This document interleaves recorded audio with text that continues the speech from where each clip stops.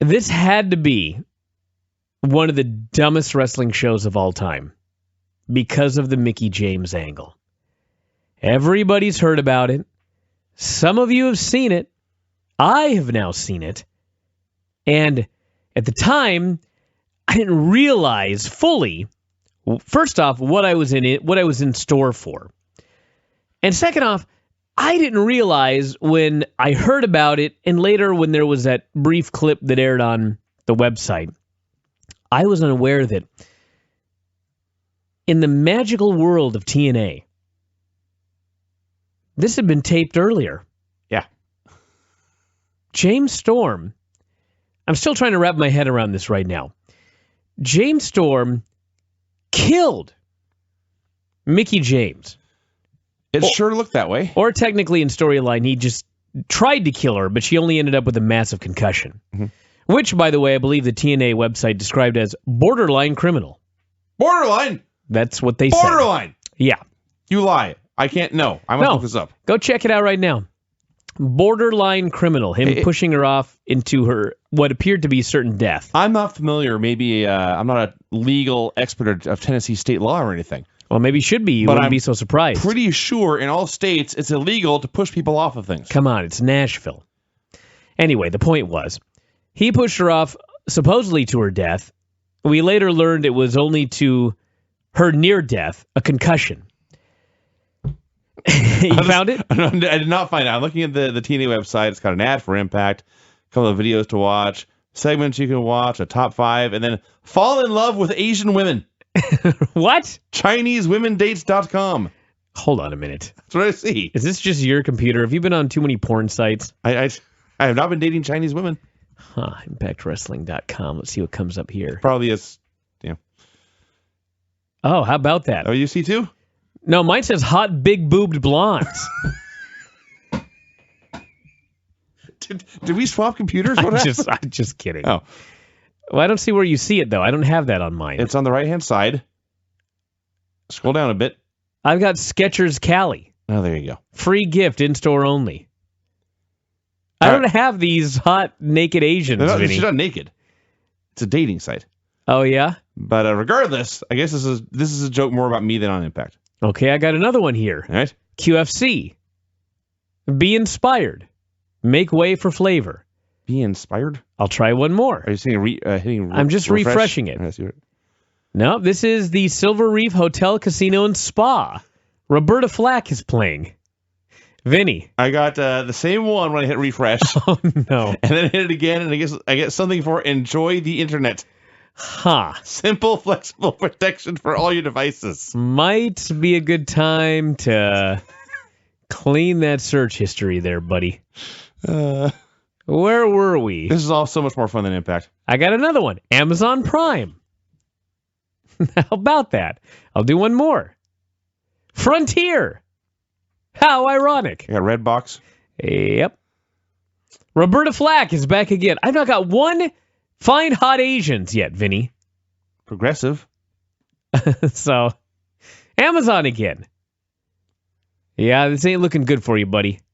That's all. Depends how you look at it. Okay, where the fuck were we? What was I saying about... shitty fucking wrestling show. Mickie James. So she gets thrown to her death or whatever. It turns out it's a fucking pre-tape. James Storm, or somebody, it must have been James Storm, or I guess he had a cameraman. This guy had footage. This wouldn't be a snuff film, technically, but it would be footage of an attempted murder. And he sent it to Impact, and they just played it throughout the show.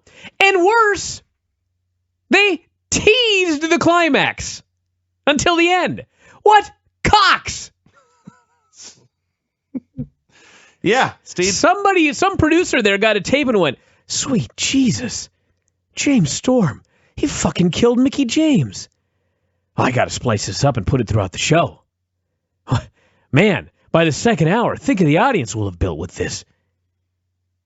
That's what they did. And then they get to the climax, so to speak, where he fucking kills her, and they cut back, and the very, very first thing that you hear when they come back after James Storm kills Mickie James and delivers a eulogy and a whistle, I might add. But they come back, and Josh Matthews joyfully, I have no other way to describe it, he joyfully says, quote, "Welcome back to TNA Impact." No mention of it. They don't address it in any way at all at any point during the show. This is the worst television show of all time. I found the relevant paragraph on the website here. Did you? They're recapping the incident, and I will skip to the good part, if you will. Then Storm walked Mickie James to the train station, and that is where Storm, for whatever his reasons are, knocked Mickie James onto the track. Jesus Christ, I watched the show and I know his fucking reasons. She wouldn't join his crew. While Storm's actions are despicable and borderline criminal. While Storm's actions are despicable and borderline criminal. I'm waiting for the rest. We have reached out to Mickie James. I'm looking at how bad the sentence is. Well, it's a terrible sentence, yeah. While Storm's actions are despicable and borderline criminal, we have reached out to Mickie James and have not yet gotten comment. Yeah, she's fucking dead. No shit you haven't gotten comment yet.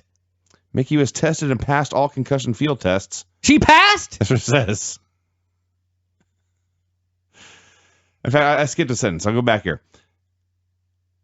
We reached out to Mickie James and not yet gotten comment. We also reached out to security at the Nashville Star train station, who were first on the scene after James Storm left, and they were able to tell us that Mickie briefly blacked out and showed symptoms of a concussion. Mickie was tested and passed all concussion field tests. Mickie was emotionally disturbed following the events. Yeah, he tried to kill her! So you're telling me that if you put me over the edge and I pull out a fucking gun and I just shoot this room up like Bill Watts, I just start shooting everywhere, and you make it out with only a nick on your ear, and you go to the doctor and he goes, it's a Band-Aid. That means I only committed a borderline, what was the word? A borderline criminal. Borderline criminal action. That's what I did there by shooting you. I just happened to miss. There is nothing borderline about this. This is at least assault and perhaps attempted murder. Why is it so hard to figure out how different it is to be TNA than to be Lucha Underground? I don't know, but when you're watching the shows, it is plain. One is a fucking soap opera that has monsters and people getting their face bitten off, and one is supposed to be a wrestling show. If you're going to be a wrestling show, you can't fucking kill people and then have them tweet. You know, let me tell you something else about this.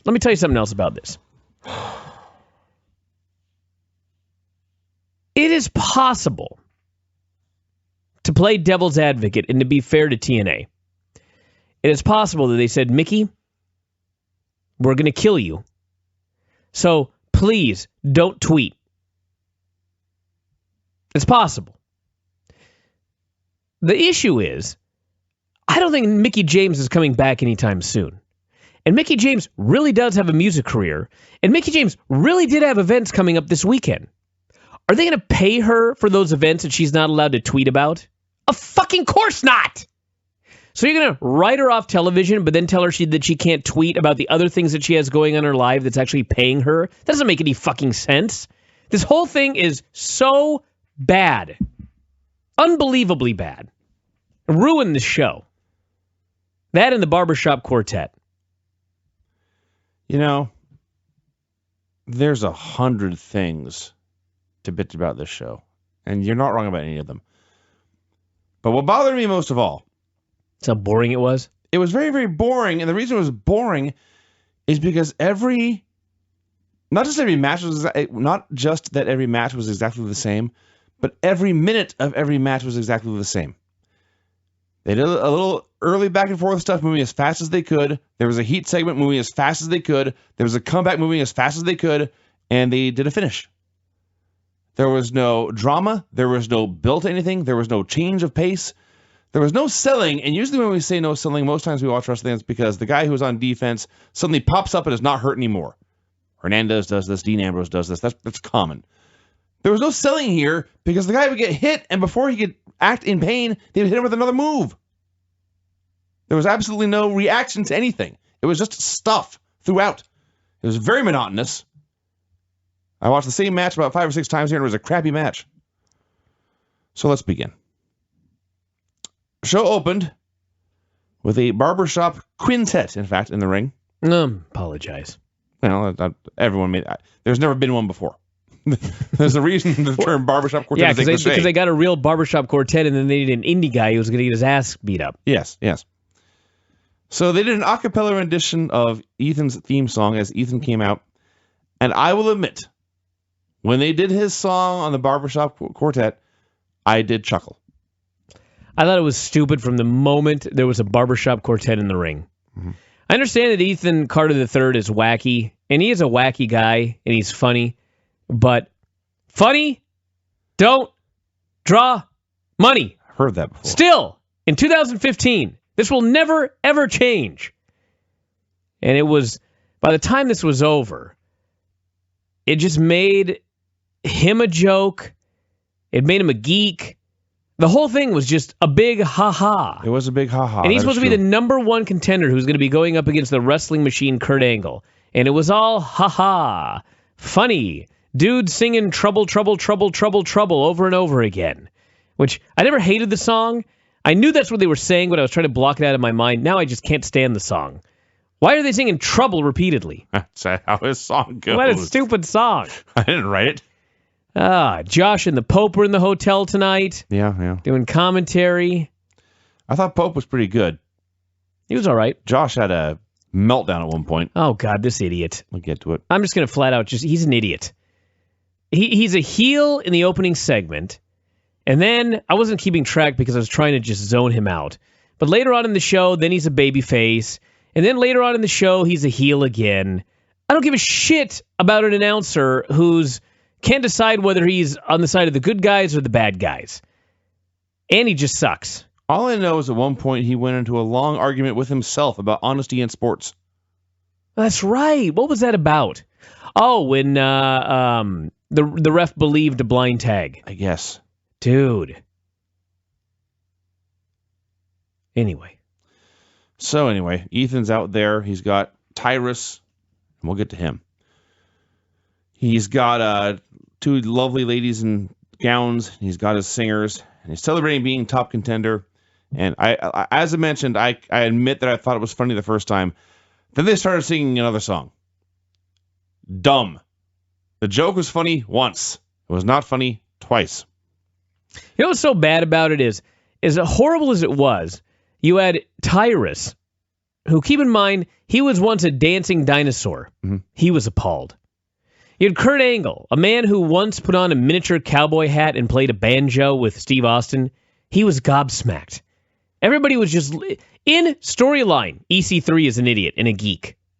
That's not... Anyway.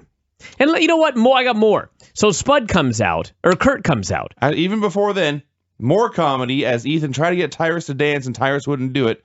It's that, inside ha-ha joke. He used to dance at another company, now he's not. Yes.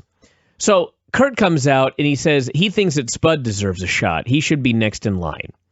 And EC3 is furious that Spud is going to get a shot.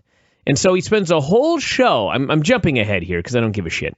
Spends a whole show here trying to come up with a way to have Spud not get a championship match. Now, I guess the storyline is that EC3 is just impatient, seeing as how he's been here for fucking almost 2 full years and hasn't got a championship match yet. What's his problem? He has beaten the absolute shit out of Spud. When you see Spud and you see Kurt Angle, you think as a fan, and I'm sure it'll turn out this way, that Spud has absolutely no chance of beating this man whatsoever. So who gives a fuck if you're EC3? Let Spud do his championship match and lose, and then you get your shot. Or you know what? Better yet, somehow Spud wins, and then you kick Spud's ass. I didn't even understand why his character was so desperate to get a championship match immediately. Does he know that the show is being canceled in September? Is that the problem? Is that the storyline? It might be. I hadn't thought of that. That'd be a hell of a storyline. He knows he's got time running out. I must win the title before this company folds. Jesus, he's just so... I've got to get it now. I can't allow Spud to get a championship match before me. So Angle came out. What was that noise? I was inhaled and choked at the same time. I'm not sure what happened. I apologize if that was gross. Oh my God. Just trying to breathe in the stench of TNA. Oh, that's not nice. So Angle came out. Let's be fair. He said that if Verne Gagne and Luthez could see this, they would be rolling over in their graves. I think, in all sincerity, Verne Gagne's favorite part of TNA would be the barbershop quartet. It's possible. So he started talking about Spud deserving a title shot, and didn't we already go over this? We did, but he started to leave, and he left with all his crew, and then he had his quintet sing another song. The same song. And then Angle grabbed one of these innocent men and hit him with an Angle slam. It would have been saved if he would have hit all 5 men with the Angle slam, but only one was a worker. What an asshole Kurt Angle turned out to be. Attacking these innocent men, just out there doing their job. He lashed out with violence. Lashley versus Eric Young. Couldn't believe this either. This was set up by Eric Pillmanizing Lashley's leg. In 2015, everyone, if you were out brawling in front of the crowd and you tease throwing a punch at a fan, you'd best be prepared to follow through with this punch. Because when Eric Young reared back for a punch at the fan and this middle-aged, skinny, fat guy grabbed his belly and laughed at him. Should not have put that on television. No. That's another good point. This is not a live show. Oh, I love that. Such a geek. So, every time Flair goes crazy on Nitro and runs out to his table that has all the wine on it, I mean, he's not even threatening fans, and they're all backing up like, this guy's fucking out of his mind. Yes. Not Eric Young. He rears back, and fat guys laugh at him. Yeah. So, this was not a bad match, but again, it was the exact same pace throughout the entire time. Dude, forget the match, dude. All right. Lashley pinned him in 5 minutes. Eric Young, a world title contender the last time I checked. He is distracted by Chris Melendez, and he gets pinned. Okay. Yeah, Melendez came out, and I actually wrote down here, he didn't distract Young. He just stayed at the top of the stage. I didn't notice Young pointing at him or anything. Melendez came out, no music, just came out and watched from 80 yards away or whatever it is. The arena's not that big. That was silly. But point is, Lashley hit a spear and won. Yep. Came off clean as a sheet. Yep. And then Melendez went after Young, and Young ran away. Rockstar Spud arrived in what I swear this was the ugliest suit in the world. Wow. Orange and teal is a bad combination. He was not sure if he was going to surrender his X title for a shot at Kurt Angle or not. The fucking Dollhouse is on here. What are you talking about? Taryn is so awesome. Am I the only one? Maybe. This gimmick sucks. Oh, come on. This gimmick sucks. And on the list of shitty gimmicks in wrestling, this is not at the top. They did a weird promo where Taryn said she was going to put the X in Destination X. I wasn't even listening to anything she said. I just thought she was great. I see. Melendez did a promo about how he had seen the look in Young's eyes when he stepped on stage. I didn't think Young looked at him at all. I don't think they made eye contact. Well, he'd seen the look. I had no idea what they're talking about. Austin Aries met with Spud. Okay.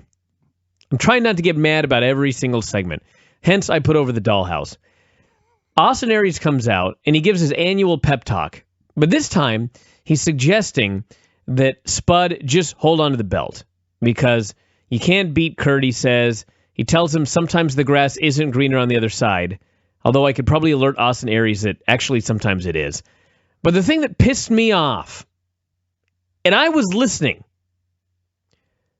he kept talking about option C. There's always option C, he says. I invented option C in 2012. 2012 was 3 fucking years ago, okay? What is option C? Furthermore, what is option A and B? I thought option A was I retain, I just hold on to my belt and I don't cash it in. Option B is I cash it in for a shot at the title. What the fuck's option C?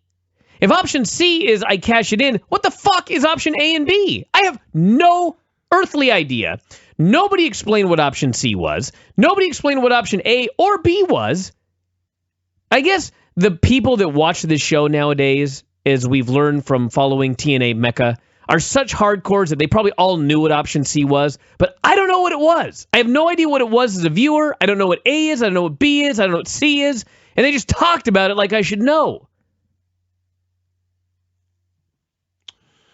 Indeed. Do you know? I know option C. I don't know A and B. C is surrendering the X title in exchange for a title shot at the world title. So what could A and B mean? A must be keep the belt. Sure. So what's B? No fucking clue. So annoying. Tell me what fucking B is. I don't know. God damn it. So that's what this was. Brooke Adams versus Jade from the Dollhouse. It's hard to take a match seriously when one of the entrants comes out and immediately bends over and shakes her ass. Well, I don't want to complain about that. I was going to say. I really don't want to complain problem? about that. That was one of the best parts of the show.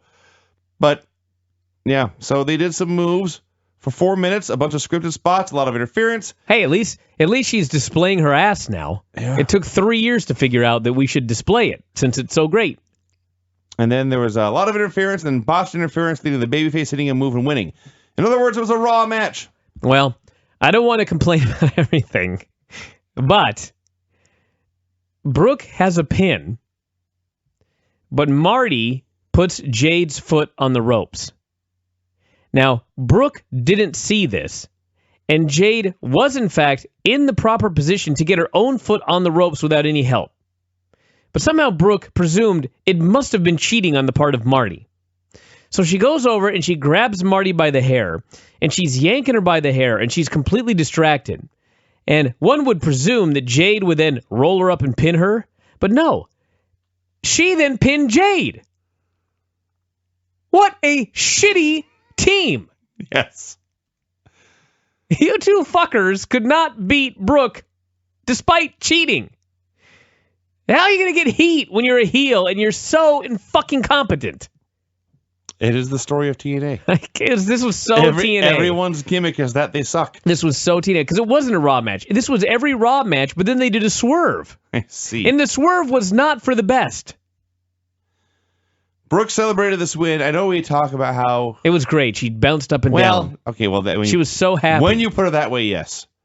Listen, I know we talk all the time about how we want people to be happy when they win. Brooke celebrated like an 8-year-old girl.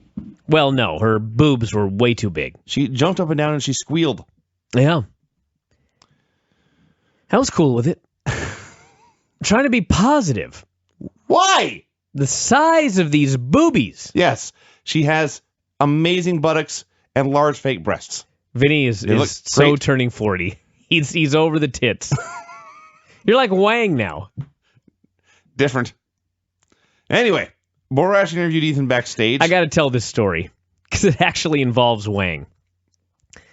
And everyone's going to have to really use their imagination because this is the one time where you really would have to see it. But I'm going to try and explain it the best I can.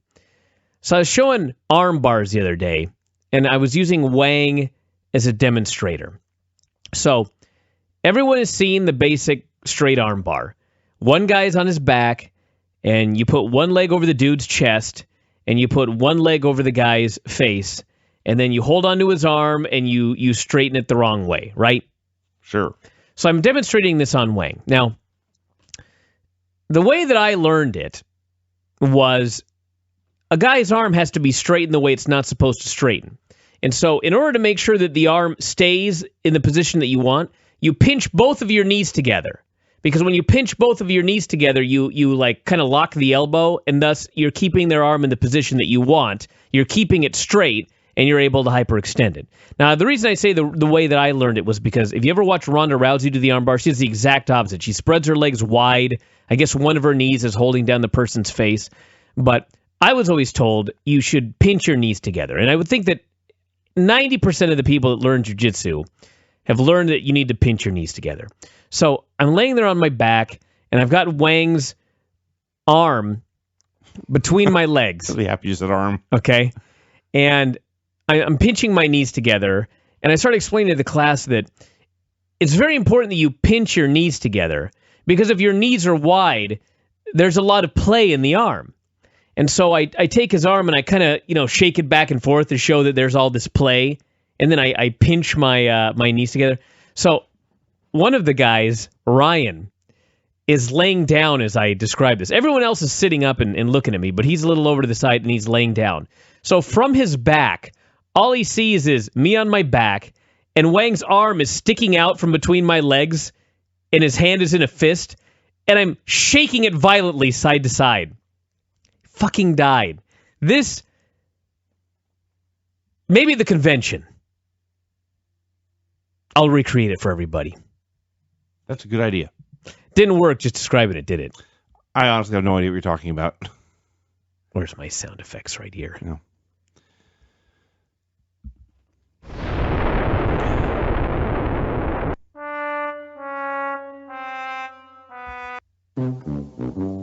All right. So I tried. you did. I'm not mad at you or anything. You had to be there. Yeah, you did have to be there. I'm sure it was hysterical. Borash interviewed Ethan backstage. At least he acknowledged that this man was savagely attacking him just a few months ago. I'm sick of people on Raw forgetting what happened. So Ethan was going off about how he deserved to be champion, not Spud, and then he interrupted his own promo to take a phone call. This is very, very strange, but I don't want to...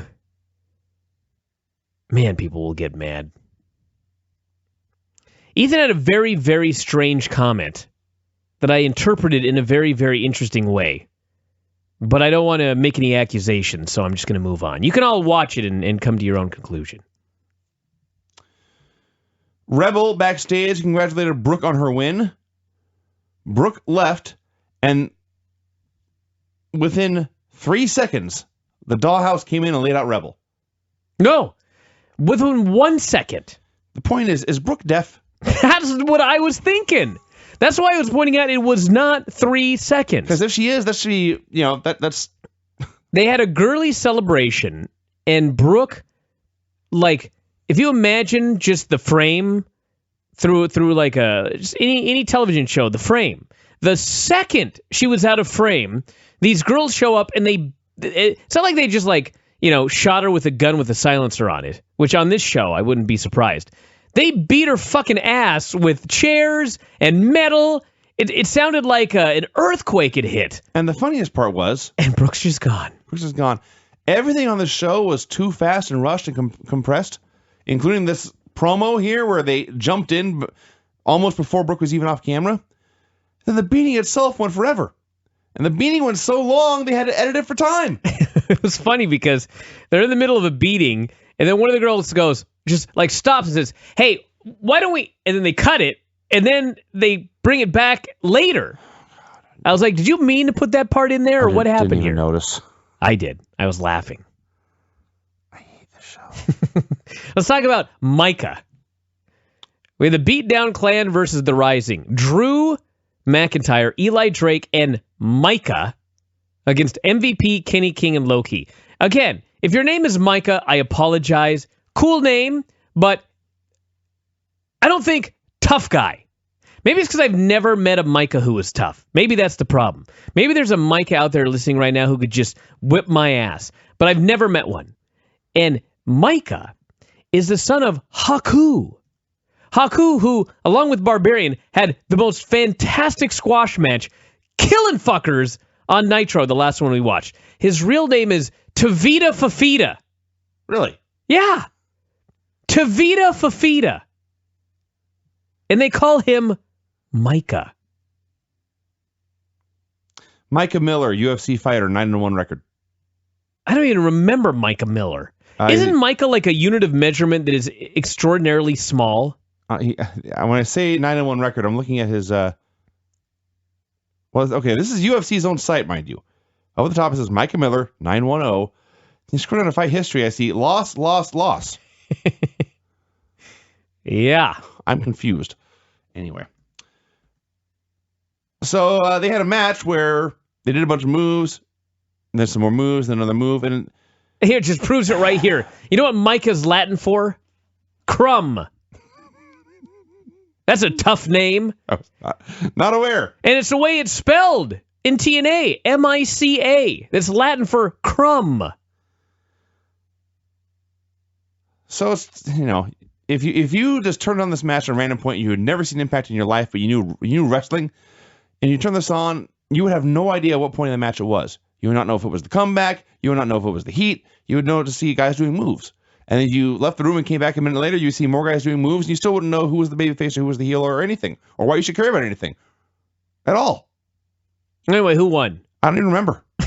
You idiot. Hang on. The babyface is pinned low-key after a doomsday device. That's right. Ethan Carter is back on TV for his 403rd segment on the show. Said he had taken a phone call. It would change Spud's life. I still don't know why. Anyway, go on. I don't either. Well, I guess I do. Why? Well, they would change Spud's life because he would be back working for the Carters. I know, but my point, I'm still back on why does he care if he gets a title shot? Who cares? I don't know. Hope he wins, dude. You beat his ass. I was going to read this, what I wrote here. They showed Mickie James in Nashville going to an empty recording studio. Then James Storm walked in. Then it ended. Yeah, she was shocked he was there. Spud in the world's ugliest suit came out. He wanted more time to make his decision. They wouldn't give it to him. That was not very nice. I guess the show is next week. Angle came out and said he was wasting their time. He was warning Spud about all of his own accomplishments. So there's no chance in hell he was going to lose his title anytime soon, implying Spud should not throw his ex-title away. And then Ethan Carter came out for his 963rd segment on the show. He said he and Dixie were willing to offer Spud a lifetime contract as chief of staff if he would turn down the title shot with Angle. Spud went off on all the horrible things Ethan had done to him. Dude, you're for once you've got to give them credit. This was the best promo. Spike is great. Spud is great. Spud. Why do I keep calling him Spike? We miss Spike. Yeah, Spud. Oh my God, he cut such a great promo. This guy is the best babyface in wrestling. Who's better? At promos? Who's a better babyface? Hiroshi Tanahashi. That doesn't count. Also Sami Zayn. Fine. He's third. But still, goddamn, he was awesome here. So he was pissed off at Ethan. And just to piss Ethan off, he was going to take option C and challenge Angle. So Ethan decked Spud and bailed. And then Angle challenged Ethan and Tyrus to face himself and Spud in a tag match. I just got to say one more time how awesome Spud's promo was. If you only watch one thing on this show, you got to go back and watch the passionate promo that Spud cut, where when it was over, you really wanted to see this guy win the title, which lasted until the main event. The Dirty Heels were backstage talking about being 0-2, down 0-2 in their series with the Wolves. Aries said the problem was we're fighting the Wolves match. We need to do what we do best. In other words, it was time to start cheating. Yeah, but Bobby Roode, even though he's on the Dirty Heels, apparently doesn't want to be a heel, which means he probably should have had a talk with Austin Aries a while ago, but apparently didn't. Yeah. So Aries says, here, I got you this shirt. I think he said, I got you this. He gave him a gift and walked away. Yeah. Back in Nashville, Storm told Mickie that she should be a star, and also she should be by his side and not Magnus. Said Magnus was a stain who could not provide for her. Said Mickie and her son should join the revolution. Mickie was appalled that he would even ask her this. She said she thought they were friends, but this is what he wanted and it was time to go. Storm started laughing and apologized and said that was her decision. He would stand behind her. You know what's funny about this is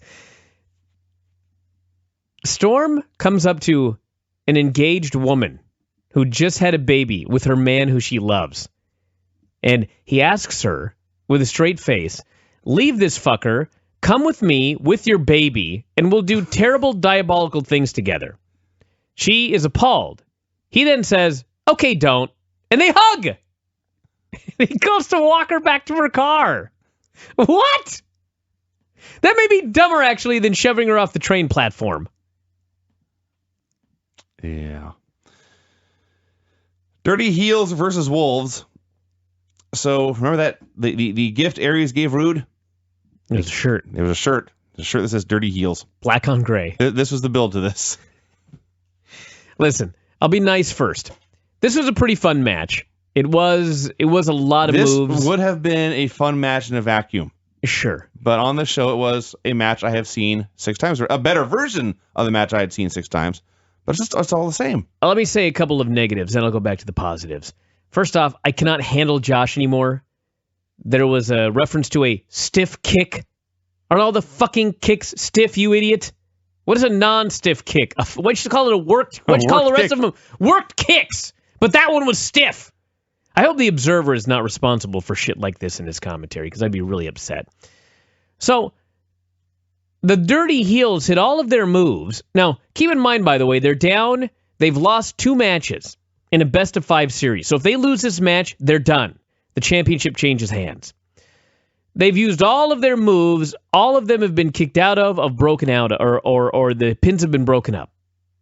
So Austin Aries goes outside and he grabs a chair right in front of the ref. And he throws into the ring for Bobby Roode right in front of the ref. And he's demanding Bobby Roode use this chair right in front of the ref. Yeah. Can this company do anything right? No. Why in a best-of-5 series, when you're down 2, would you throw a fucking chair in the ring right in front of the referee and ask your partner to use it, which would assuredly be a DQ, and you would lose? I don't know. Then... Yeah, it got worse after that. The referee is standing there. He's looking at the chair. He's telling them you can't use this chair. So Austin Aries says, hey, ref, come here. Let me show you this championship belt. The ref, like a goddamn idiot, ignores the chair, and he goes over to talk to Aries about the championship belt. So Bobby Roode hits a low blow and hits a chair shot. You're skipping something. Oh, there's more. It's actually, okay. No, go ahead. Okay. I was unaware it was worse. It's kind of important in the long run.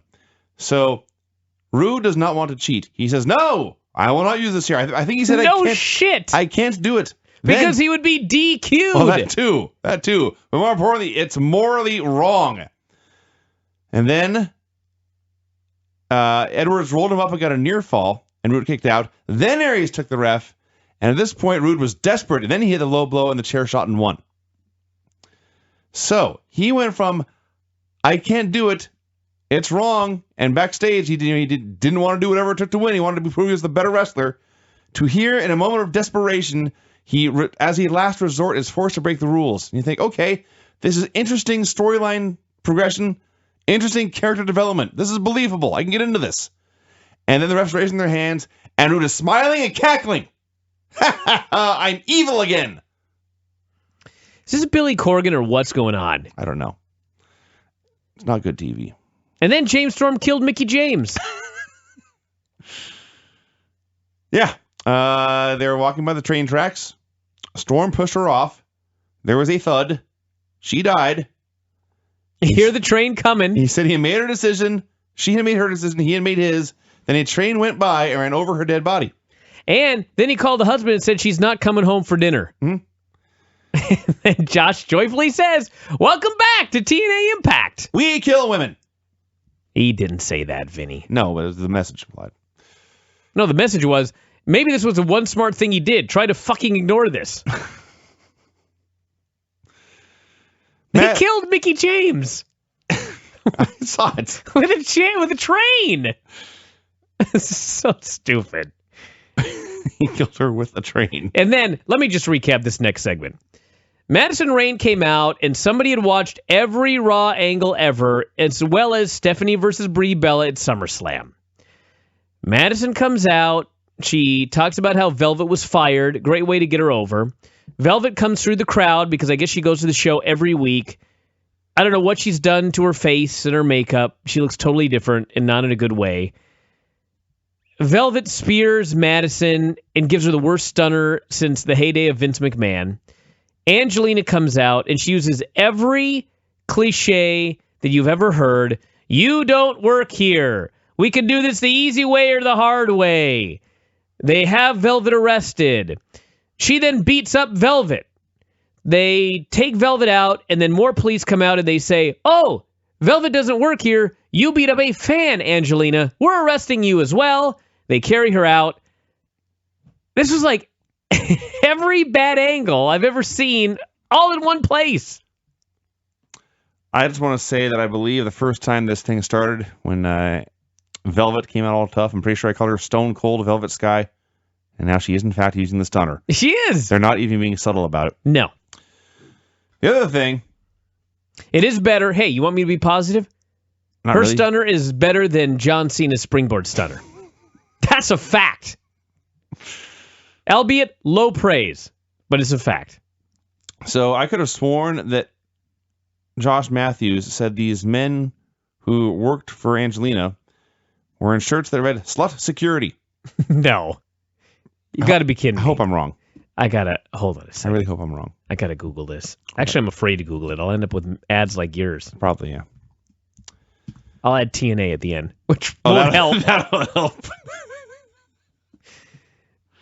What are we doing with our lives? I don't see it. I think you may have misheard. I hope it's impossible that somebody wouldn't have mentioned this somewhere online. I hope I misheard.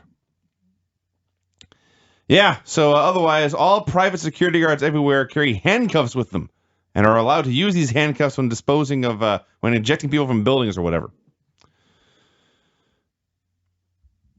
We had another Dollhouse segment. Here is what I wrote about it.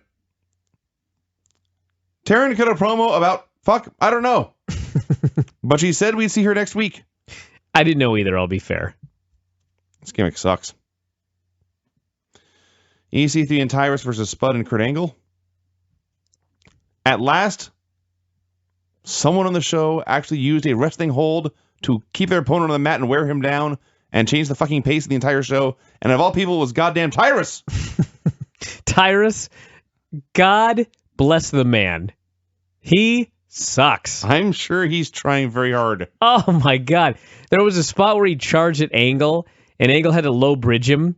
During that match with Big Wood, I was going to say, where they got so blown up that they tried to whip each other corner to corner, and they walked. They were walking across the ring. Was it Avalanche?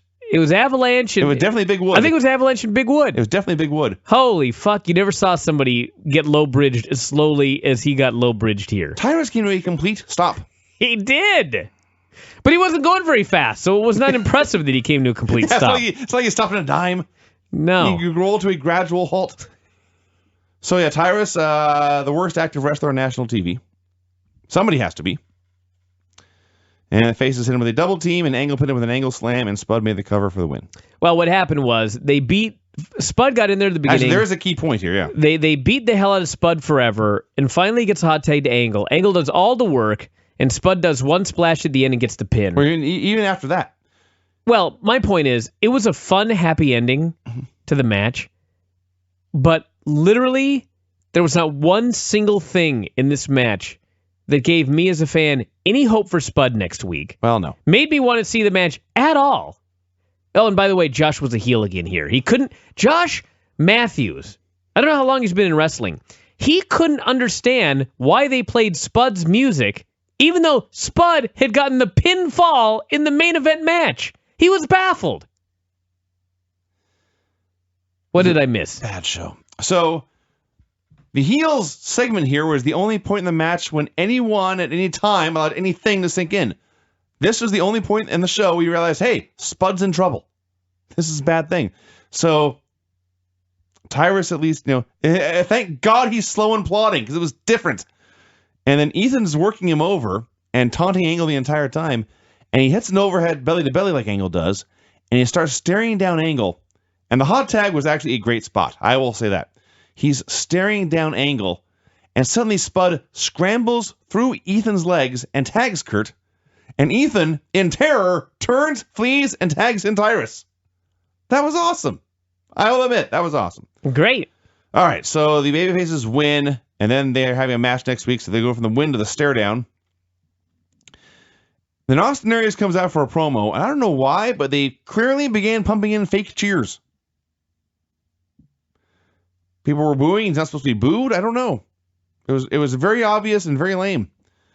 So Aries said he was going to cash in his briefcase at Destination X. He was going to face the winner of Angle Spud, and he was going to be in the real main event of the show. And this left Ethan screaming because he was not getting his title match. Don't watch Impact. Let it die. Wow, Vinny, I don't know if I would go that far. I'm cool with not watching it, but...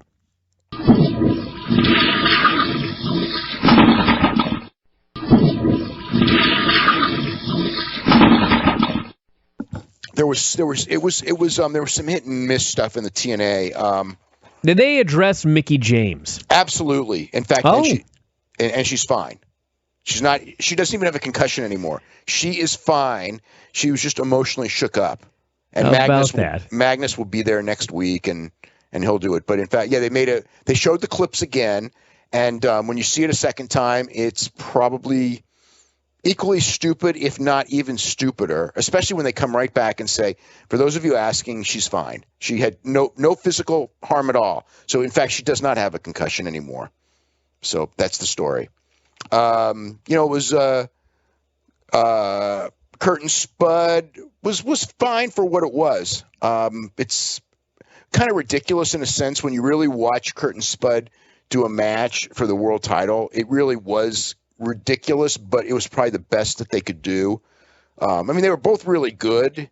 It just looked stupid. Then they did a three-way, low-key, Manic and Crazy Steve, just a quick match. So the winners of these matches are all going to go in an Ultimate X match, which is going to be on next week's show for the X Division title. They did some stuff with Grado. So Grado was in. Grado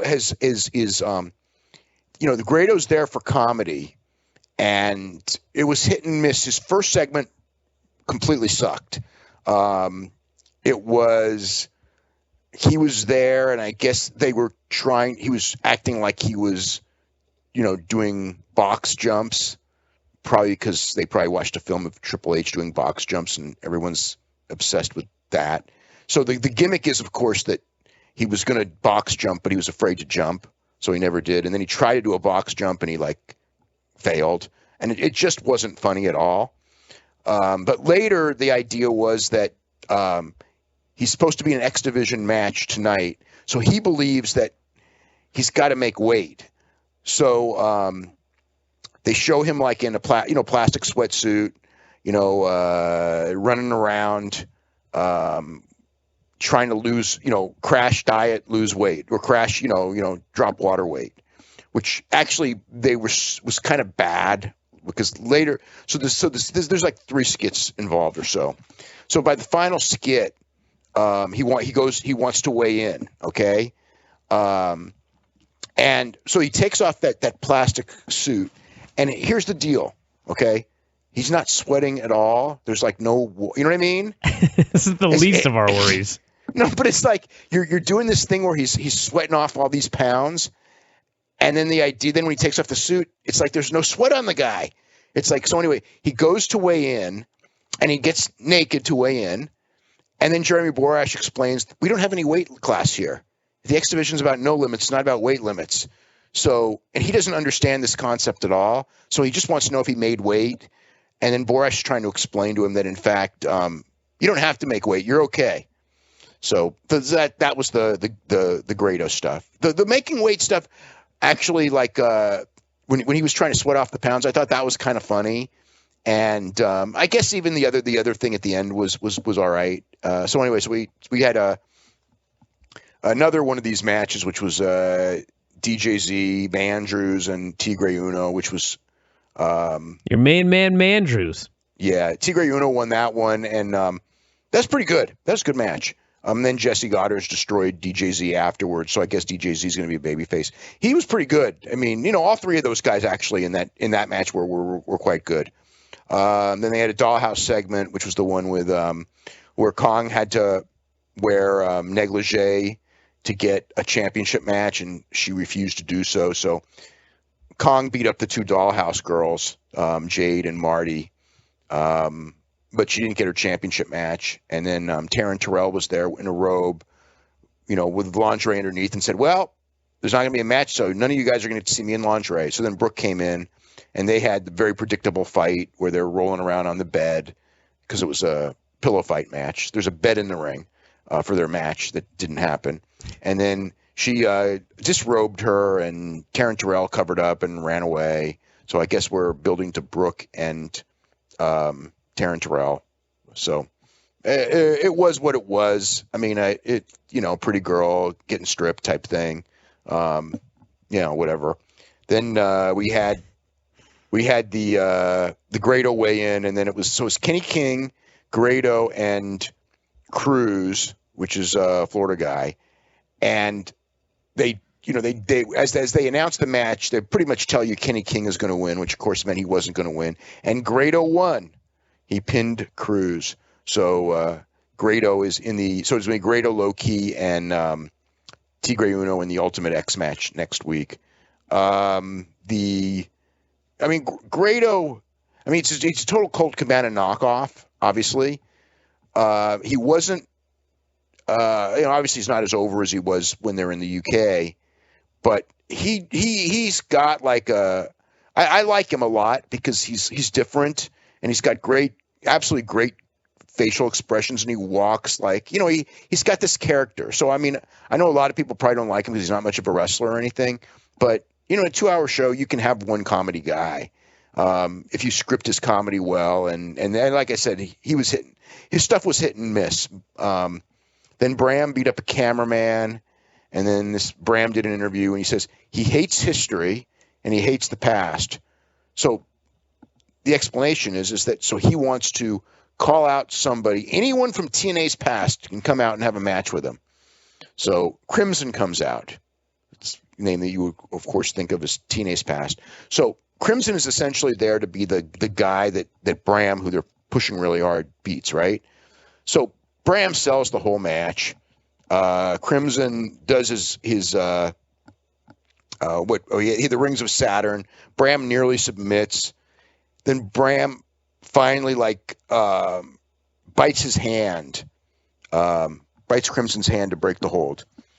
And the very next move is an implant DDT. It's like this guy has been put in this torturous hold over and over again. He's been beaten up the entire match. One bite, and then he's recovered and he's fine, and he does that implant DDT. I just thought he sold too much and he won too quick, and the match was freaking stupid. So that was my thought on that. And then we had Austin Aries and Kurt Angle, who had an excellent match. Of course, Kurt won with the ankle lock. But, this was, just great. Just a great, great match. And that was the show.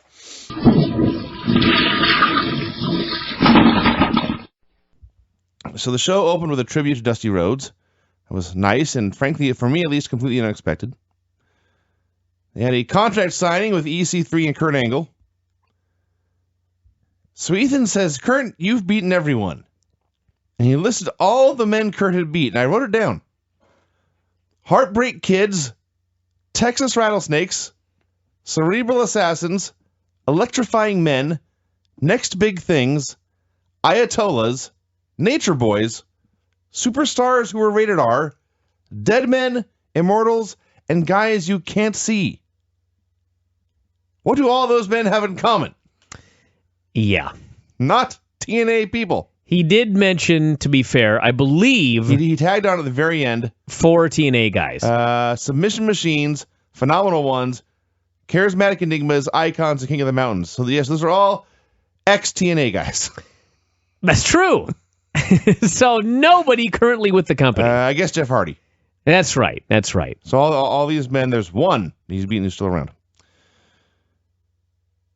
Said, I liked what they were trying to do, but man, way to put yourself a second rate. It just can't work when 13 names were big stars in the other group, and 4 of the 5 names that you mentioned that were in TNA have gotten the hell out of there. Yeah, that didn't work. I did like when Ethan said that for all those people Kurt had beaten, he would not beat Ethan, and he called himself Kurt's Beelzebub. I did not see that coming. So Kurt essentially said he was used to big matches. This was his environment. Ethan was going to lose, and it would haunt him forever. Then they explained, each guy signed, and they explained that per mutual agreement, each guy would get to pick his opponent's tune-up match, and Angle picked Lashley to face Ethan, and Ethan would get to pick Angle's opponent next week. We had the Wolves versus the Dirty Heels. Wolves got a promo, and Davey referred to their fans as Wolves Nation. Yeah, it's the Wolf Nation. I'm sure we've said this before, but what's wrong with Wolf Pack? Probably WWE put their foot down. By the way, speaking of the Wolf, we had Father's North Carolina Day. State. Yeah. There's lots of Wolf Packs out there that would have had that first. Dude, they're mad about the click symbol, for Christ's sake. So I'm pretty sure they'd be upset about Wolf Pack. Anyway, just very quickly, we did a UFC party a few months ago, and Sean, the same one that tried to kill himself doing flips, all of a sudden, in the middle of the show, he just goes, is that cat allowed to eat pizza? And the wolf is taking off across the room with a full fucking slice of pizza in his mouth. So put a stop to that. Today we discovered he is a fan of sweet potato fries. Really? Yeah. Twice we caught him eating sweet potato fries. Cats. That's the Wolf Nation right there. Yeah. So we talked about traveling the world to get to TNA. And then since they've been there, they had beaten the Bromans, they beat the Hardys, they beat Team 3D. He was appalled the Dirty Heels had cheated. That makes you dumb, Davey. I was going to say, they're the Dirty Heels, Yes. homie. He promised to bring the war to the Heels and call them out to fight. Bobby Roode came out alone. Said Austin Aries had just wrestled a match last week against Kurt Angle. He has not been cleared to compete. He's at home relaxing in sunny California. And obviously I knew from the get-go where this was going, but still, I like that for all the guys who get laid out and put through tables or beat up by gangs of men or whatever, Austin Aries has a wrestling match and is selling the injuries a week later. I love when Roode goes, he needs his rest. He's in sunny California, yes. I think it's Florida, but Whichever. So, both sunny. that's true. Could have said Seattle. This week, it's been very sunny lately. All the way through 2016, they say. Summer of 2016. It's not going to rain between now and then? Well, it's going to rain, but it's going to be unseasonably warm like it has been all the way through the end of summer 2016. Yeah. Awesome. So, the Wolves challenged Roode. All right, your partners are here. Why don't you face us in a one-on-one match? He turned them down, except, he said, I'll fight one of you if the winner gets to pick the stip for match 4 in our tag team series. And the Wolves accepted, and they agreed Eddie would get the match. So we got Bobby Roode versus Eddie Edwards. I have breaking news in 2015. Bobby Roode is really, really good. Outstanding professional wrestler. They are plugging the Angle Aries match from last week on YouTube. They promised it was 5 stars. I bet it wasn't. So they're doing the near falls, and Roode spits at Davey. Davey takes the ref. Aries runs down with a chair to try to cheat. Things got a little complicated, but to make a long story short, the cheating backfired. Davey took the chair away, and Eddie won with the most dangerous move in wrestling in 2015, the schoolboy. Yep, your favorite move. So the Wolves then picked a full Metal Mayhem match for match 4. And I'm just wondering, if that's the match 4, what is match 5 going to be? Dude, you know what wrestling is. It'll be a clean wrestling match. Yeah. Schoolboys Loud. The most dangerous match in wrestling. No schoolboys barred. I did like this match. This was pretty good. We had a awesome Lashley hype video. Just him looking scary and killing men for days. This man needs to be champion until the company dies. Borash was backstage explaining he was supposed to do an interview there, but his subject had gone missing, and he's killing time when suddenly Joseph Park makes his return to TV. I got to talk about this for a moment. Oh, Christ. First off, Joe Park's back. That's number one. So, immediately following this, before we get to Joe Park, immediately following this, there was a Drew Galloway commercial, and he was begging us to show our impact. Tweet out the hashtag, support this company by tweeting about it, and my first thought was, I mean this in the nicest way possible, but I want my fans, if I have them, to support me by fucking spending money on my product, not fucking tweeting out on the internet, which is the same thing we should be worried about here with TNA. Forget Twitter. Get people to spend money on your product. That's how they support it, not with a hashtag. So it was so funny because as they're going on and on about their hashtags, in the Joseph Park promo, he revealed that he was down and out because he'd lost his law firm, and he said, I've lost a lot of money on a social media business. I died. Well, did you catch which one? What was it? He said, I lost all my money on that social media trend tout. Ha! And he said this, and then Borash does a slow burn thinking right into the camera. It was perfect comedy. These two are great. Before that, Park explained that he was not the high-powered attorney he used to be. He lost his job, he lost his teeth, he lost his spot on the Impact roster, and he lost all his savings investing in Tout. He said Bram had challenged past stars from Impact to face him, and this was his chance to finally be the guy on top. How the fuck much money did he invest in Tout? WWE only put in like $1 million or something. I don't know. Save your money, kids. So Diversify. How about that? That's true. That's a good call. Bram caught a cameraman filming him backstage, beat the crap out of him. That was stupid. There was no point to that. And shouldn't Bram be like suspended for something? That guys beat up backstage people all the time. Not a cameraman. That was what's his name? Sam Shaw. That was his whole gimmick. Beating up guys backstage on video and not getting any punishment. Yeah, you know what? That gimmick sucked. I know. I'm just saying, it's what they do here. So here's where we got the Drew Galloway video package. Just walking the streets, brooding, and asking fans to show their impact. Bram versus Joseph Park. The announcers explained Park's character to any new viewers in Destination America. And they managed to do this without ever explaining that he is Abyss and everyone knows it. Does anyone know Abyss nowadays? I don't know. So Park tried to cut a promo, but Bram sucker punched him. And Park's gimmick is still that he's a terrible wrestler. So he took Bram down, started throwing the worst punches ever. Pope, a former boxer, sarcastically talks about how these are great punches. And then Park tried to use a chair, but he couldn't figure out how. They brought a bunch of plunder into the ring. Joe figured out how to do a choke slam. And then they teased and finishes, and Bram hit a spear through the table in the corner for the win. I liked it. It was a fun garbage match with a little comedy. It's fine. It's fine. Taryn Terrell and her highly distracting bosom cut a promo. God, I love this woman. She's hot, and she's great in this role. I have no idea what she said.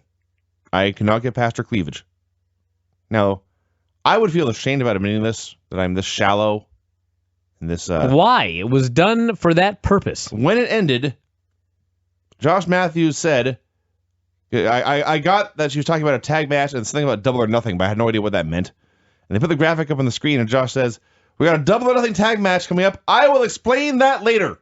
Yeah. So he was well aware that no one could focus on what she was saying because of her boobs. I don't know if Drew Galloway would talk about this, but they always say the best character is the one closest to yourself.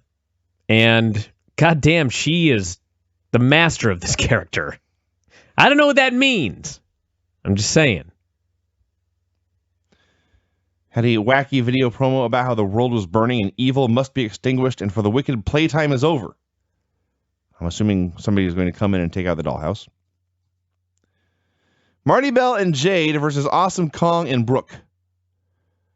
So what Double or Nothing meant was, if the babyfaces win, they both get title matches. If they lose, neither ever gets a title shot again. Why, as the babyface, would you accept those terms ever? When you could lose your right to every other title shot because your partner's pinned. Well, it's not like they have 47 women to fight through for a title shot. The bigger issue actually is why this would be allowed given the roster of women they've got. Yeah. We cannot eliminate two contenders here. No. So everyone brawled everywhere. Josh Matthews often sticks up for the heels, but here he was making fun of Pope for being a 1980s heel commentator. And that was his exact words. How fucking ironic. Yep. They announced here that Taryn had tied the record for longest Knockouts championship reign, and she would break it tomorrow. Seemed like that should have been a bigger deal. So they're doing this women's match, lots of hair pulling and stuff, and Josh Matthews plugs a show on Destination America. It's his job. That's what they have to do. The show is about men who are going to try and grill a hyena.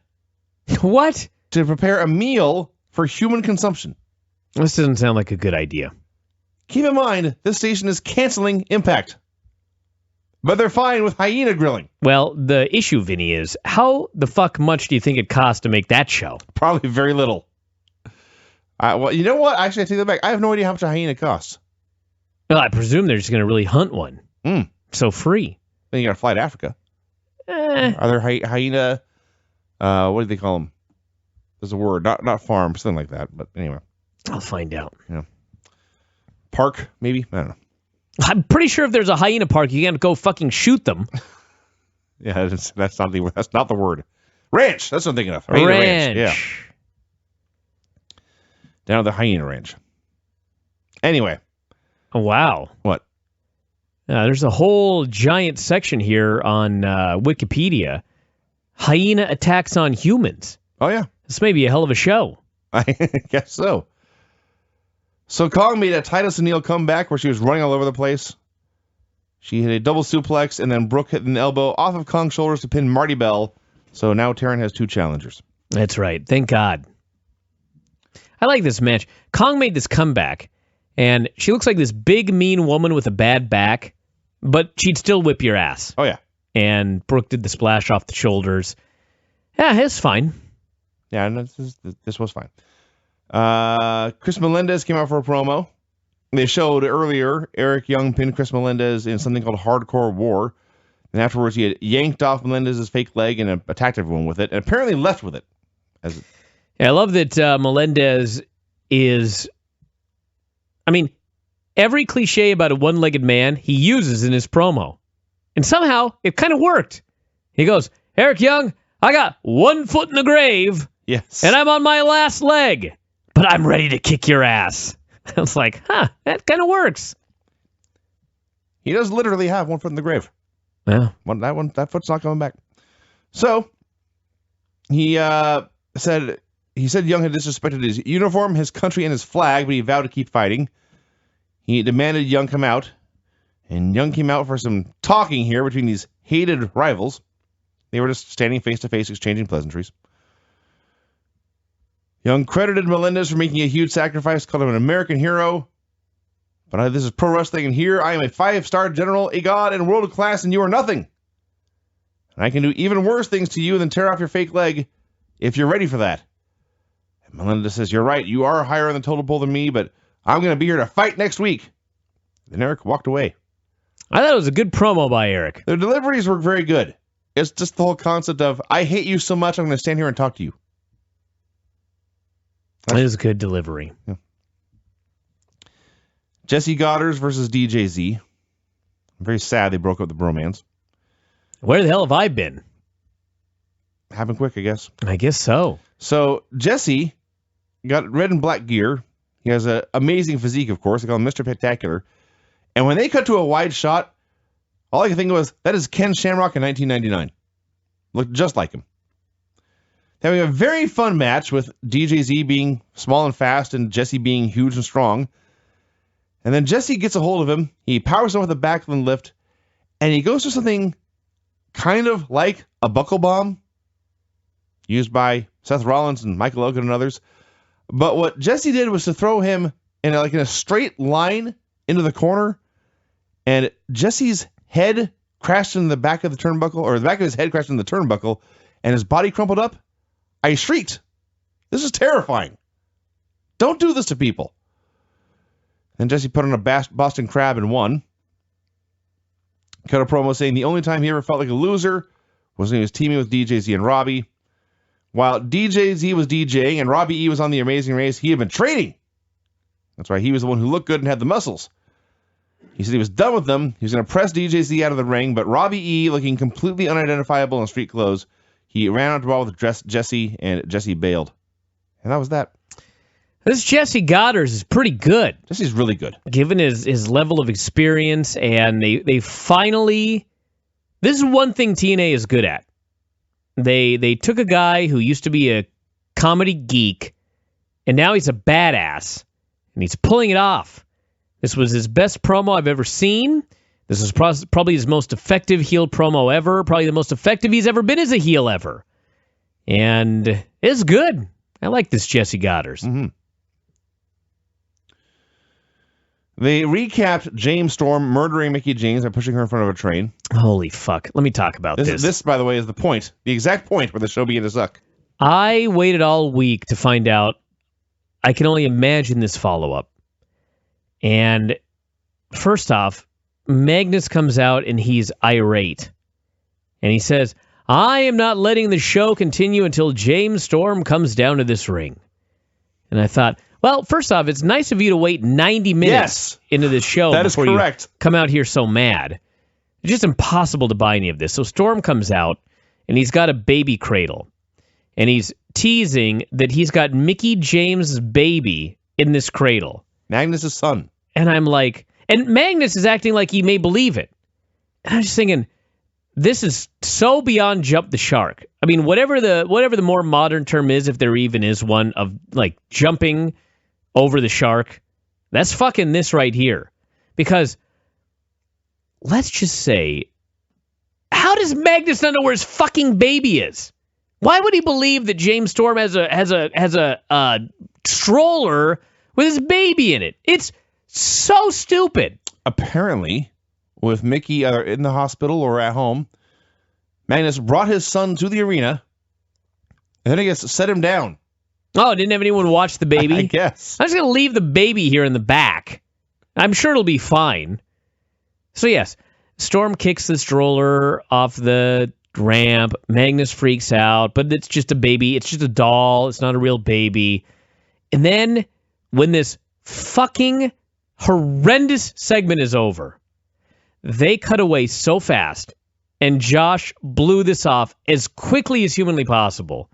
Like, he was utterly embarrassed by it all. Oh, yeah. As he should have been. That's exactly the impression I got. The only reaction this got from the crowd at all was one guy laughing at Magnus for being stupid. Terrible. Terrible. Yeah. We had an EC3 highlight video, and then EC3 versus Lashley. So, Ethan's out there doing the worst drop kick through the ropes ever. He has a drop kick off the apron and lands on the floor. And they're talking about Ethan's going to lose here, and then he'll screw up our undefeated challenger for that big title match. I'm thinking, you should worry about him taking a bad bump and hurting himself and costing you the match entirely. So Tyrus had one job. Wedge a chair in the corner. And he's working on it and working on it and working on it. And apparently, my head is hung as you tell this tale. Apparently, he did it too early because Lashley goes into that very corner, knocks the chair down, no-sells it. There's a chair in the ring. They just keep wrestling. And Tyrus tries and tries and tries and tries to get this chair up. And finally, he gives up and he just holds it up there with his hands. And Lashley misses a spear and bonks into it. Then the ref gets bumped. Then Lashley hits Ethan with a spear. Tyrus drops an elbow on Lashley. A new ref comes out. He does not disqualify Ethan for all this stuff with the chair that everything Tyrus has done. He counts, but Lashley kicks out. So Tyrus blatantly attacks the ref and lays him out. Still not a DQ. Tyrus attacks Lashley, calls out a third ref. Lashley kicks out. Tyrus kills this ref. Still not a DQ. And then finally, Ethan whacks Lashley with a chair. He hits his headlock DDT, and the original ref from the floor counts 3. An awful main event. I don't know if I'd go that far. I thought this was terrible. It was preposterous. Normally I'd get upset because it's like you're trying to build a challenger, and he's like such a geek. Like, it takes all of this to beat Lashley. But I guess that's the idea they want is you go into the Kurt Angle match. That come hook or crook, this guy's probably going to beat Kurt Angle. Maybe that's the idea. I don't know. But I didn't think it was terrible. It certainly was the low point of the show. Actually, I can't say that. That's a lie. In fact, it wasn't even the low point of the last half hour. Jesus, that was a blatant lie. The Magnus thing was far. Maybe that's the problem, is it's followed that. Standalone, it may have been better, but overall, this was a good show. Like I say, I enjoyed the first 3 quarters of it.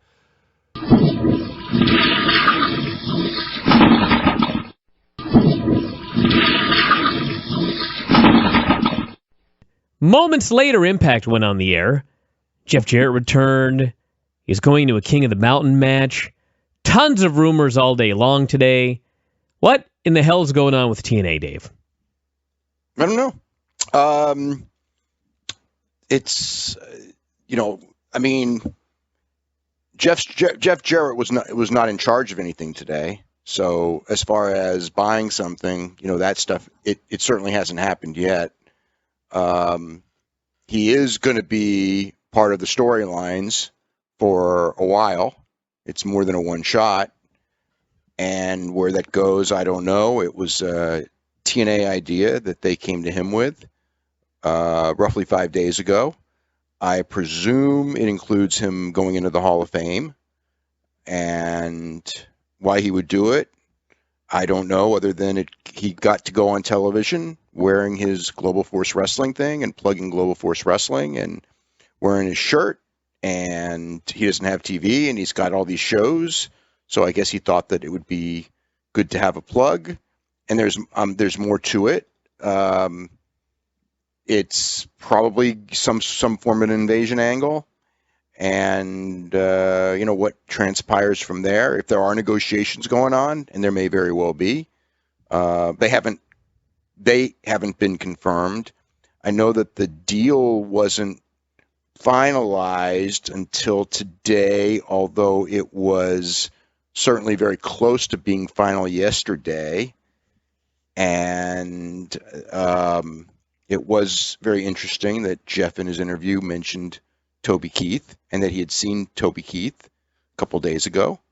I find that very interesting. What I thought was most interesting about the interview was he announced that he is going to go to Slammiversary and he is going to be in the King of the Mountain match. And he said with a bunch of unknown people for an unknown purpose. That's right.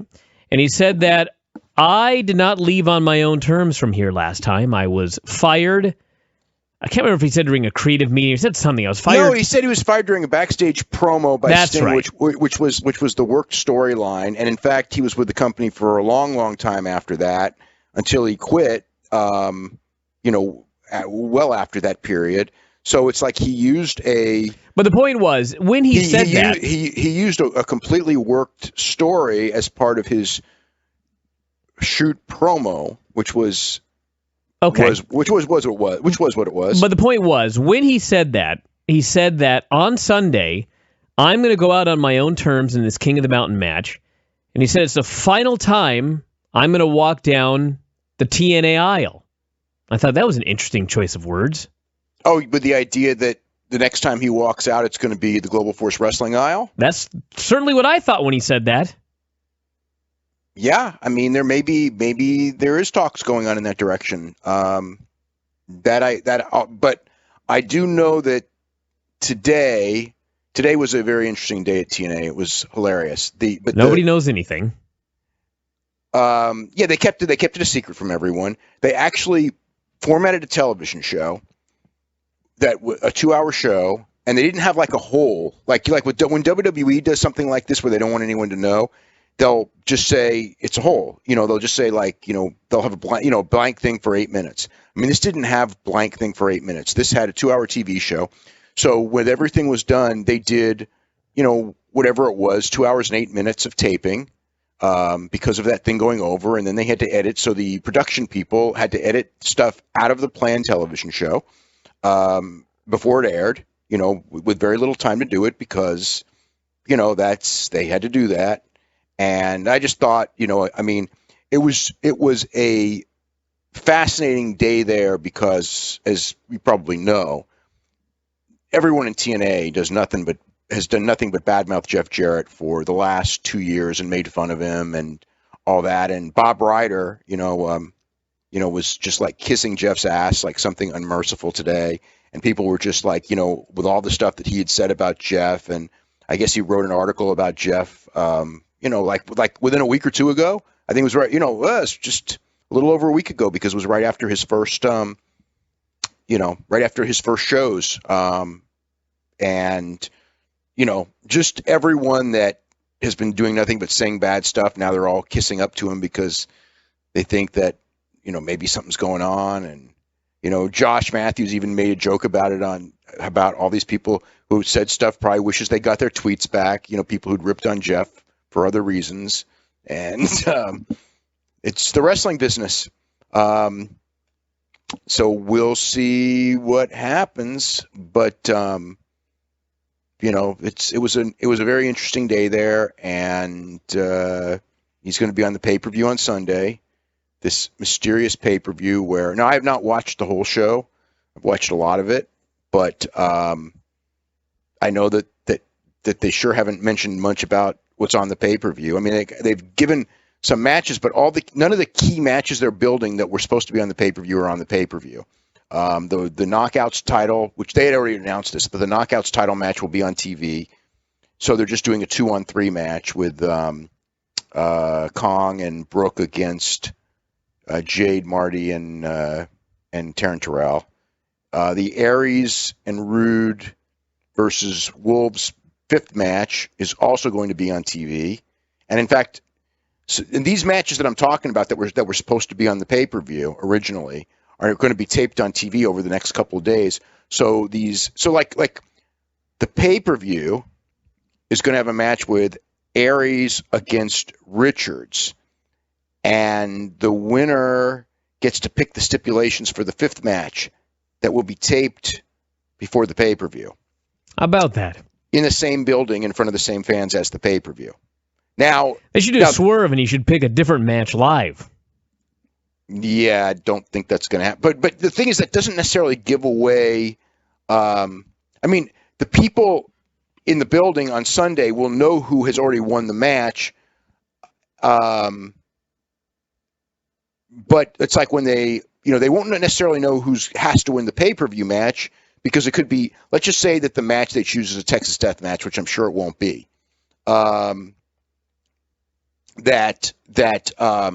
It could be Aries wins and chooses this match, and it could be Richards wins and chooses this match. So it doesn't guarantee that you know who's going to win the match, but the match is completely meaningless because those people would have, it's not all the same people, but it's probably a lot of the same people will have already seen the tag team championship match whenever it's taped in the next couple of days.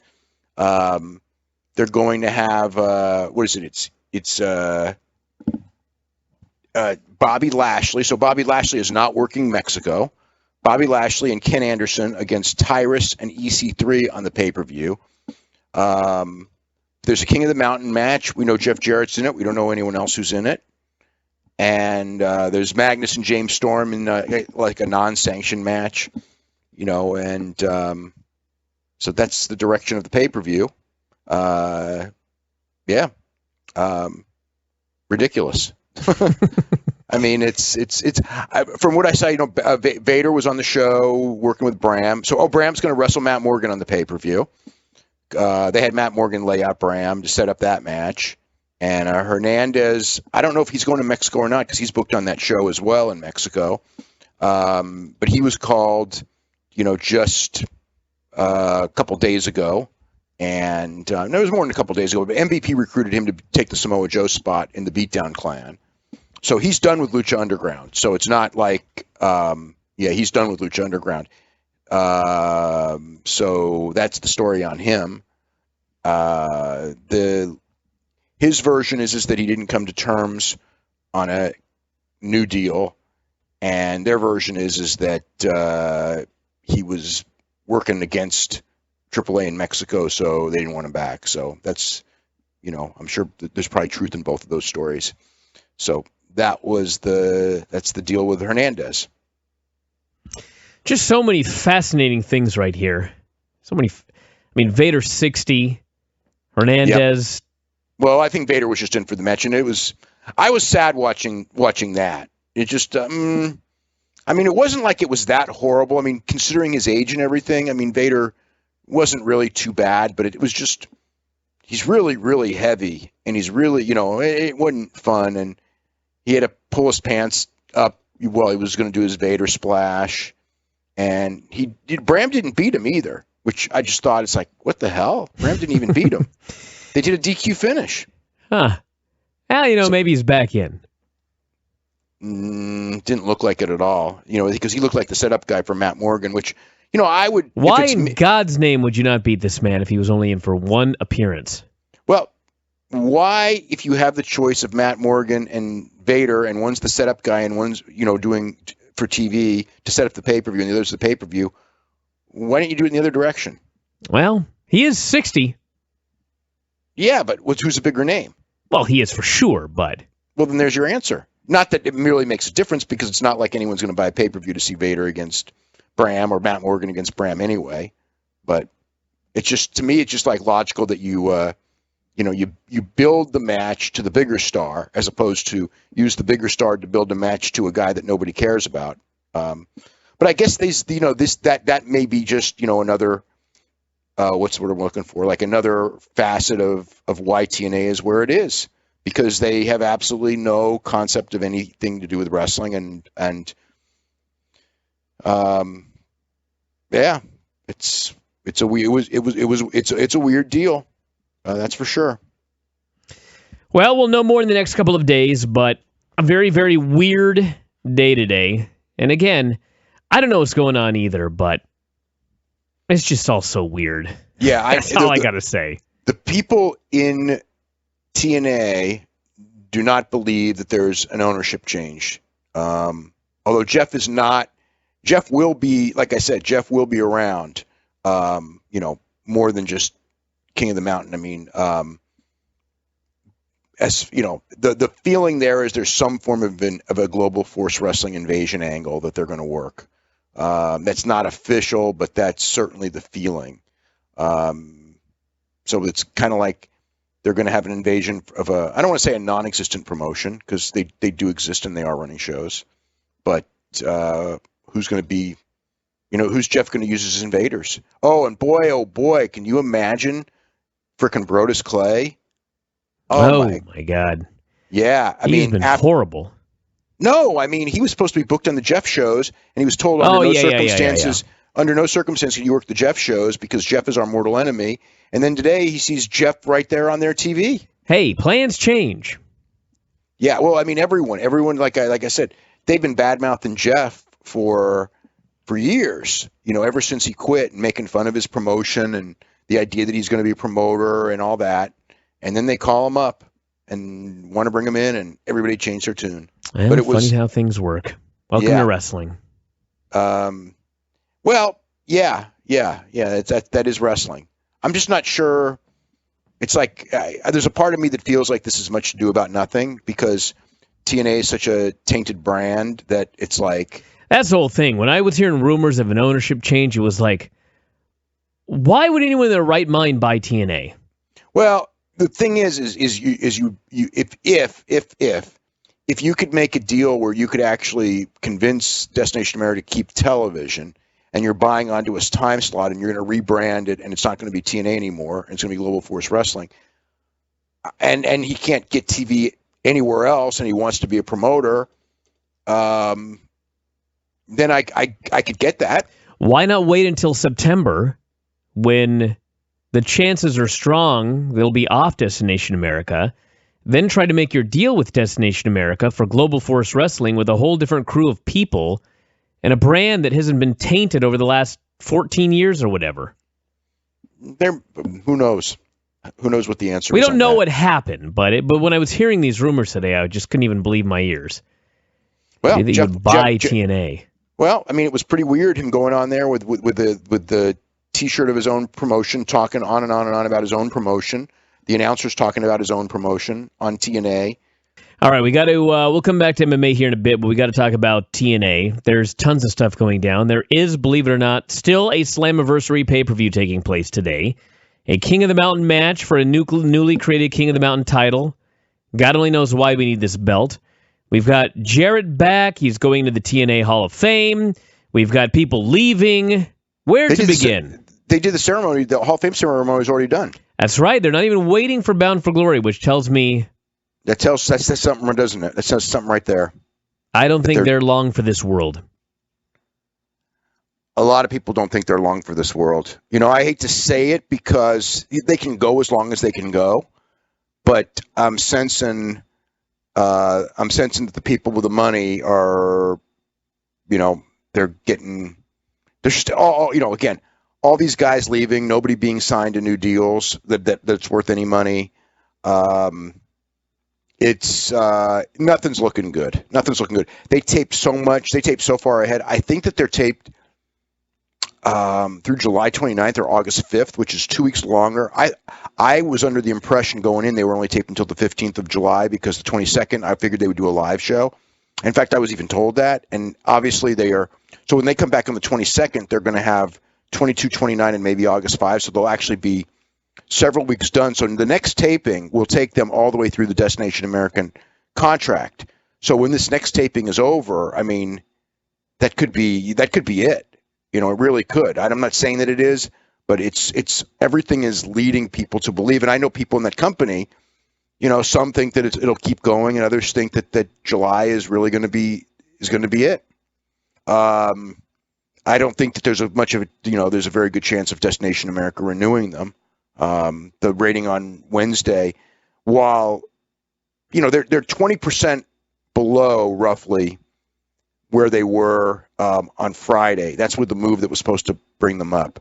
The Wednesday rating, they did between the two shows, I think it was 451,000 viewers. They were a little bit up for the live show or for the first run, a little bit down for the replay, but the number of viewers was almost identical to the week before. That's with live, and that's with the benefit of Twitter telling everyone that Jeff Jarrett's there, and they did the exact same number. And I know, Bryan, you're shocked about that, but I know people in that company that were so, you know, like, this is, you know, it's live and Jeff Jarrett's going to be there and it's going to get out in social media. And it's like, this stuff doesn't make a difference. Ring of Honor was up. They're still well behind what TNA is doing. Ring of Honor TV, as we mentioned on Wednesday, that was an incredible television show. I mean, yes, it was. I mean, not like great angles or anything, but you just had, you had two, a great match and an incredible match on the same show. So, what an easy hour to watch. The TNA show, which I later watched, I just felt sad. I mean, again, everything, it's like, it really doesn't matter what they do. We can criticize it. It doesn't matter. This pay-per-view is meaningless. I mean, it's so meaningless. I almost feel like again, like I don't even know why they're doing it, other than they got a commitment to do it. But they once they did those TVs the way they did, they gave up the idea of doing anything on the pay-per-view. That matters because everything's been taped ahead of time. We got all new champions. We got EC3 as TNA champion. We got who's the ex-champion? Well, that was Tigre Uno, who actually still has it. He actually won it on Wednesday. And then we got Taryn Terrell lost her title to Brooke. And the tag team champions are Edwards and Richards. They win the Iron Man match, which means that tomorrow, I don't even know who wins between Aries and Davey Richards, but whoever wins is going to name the stipulation, and I guess it's an Iron Man match. Well, Aries is leaving, so probably Richards. Yeah, you would think so. Yeah, Aries lost. The fact that you said that means now he's probably not. Well, yeah, but James Storm is leaving, and James Storm started a feud with Mahabali Shira. Yeah, but my point is tomorrow's a live show, and so if you've got one guy leaving and one guy staying, if you've got any brain, you put over the guy who's staying. Of course, you would think that. Okay, well, anyway, so Davey wins and he says Iron Man match. Okay, but James Storm today will be he taped his last match with the promotion. In theory, I suppose there's a chance he'll come back. I mean, I've seen that speculated on. I know that Magnus is done. Aries lost a loser leave town, so he's done. Who else is done? Storm is done as far as I know. I mean, his contract is up on Tuesday, and it's not. The deal with all these people is essentially that they weren't getting new deals at the same money, so it was just kind of like, we can't offer you anything, and they're all looking to get make a deal with whoever they can. I know Magnus is going to be a free agent. He is working for Jarrett on the Global show, on the Global TV taping on the 24th, and probably other dates for Jarrett as well. But he's not signing with Jarrett. He's not with Jarrett. He's a free agent that will work shows for Jarrett. Mickie James is going to work for Jarrett. So I guess she's done as well. Although she was pretty much done anyway, but she is on these tapings, and she actually does do a match on the tapings.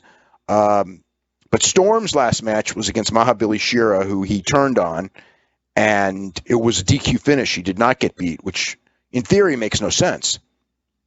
Is it possible that he was beaten and then decided to leave? He lost by DQ. Lost by DQ, yeah. But I mean, is it possible they did that and they had things planned and then he announced he was no longer going to be with them? No, because that was taped today, and they've already known. They knew before today that he was done. Then I have no explanation except that they expect him to come back. And he maybe he's agreed to come back for the next tapings just as a freelancer or something. But he's a free agent; and he can make a deal. That is possible.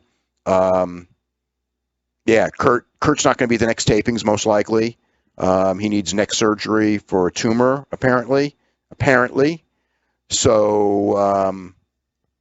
Anyway, Aries lost to Spud. You say apparently like you're not sure. Well, I asked people there, and they weren't sure. Yeah. Apparently, there was a tweet that he sent out about a year ago where he talked about how he had a tumor in his neck, which apparently was benign. So the story has been around. And I guess now it's causing some problems, hence he's having it removed. But if it's a made-up story, it's a story he made up well over a year ago. So I presume it's true. Yeah, I presume it's true, too, because I can't imagine them doing that. But it couldn't be that serious in the sense of he worked a bunch of matches this week.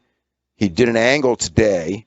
So it's not like he's avoiding physical contact, but if he's having... No, it sounded more like it was something that was maybe like, I'm not a doctor, but pushing on a nerve or something that was causing some issues.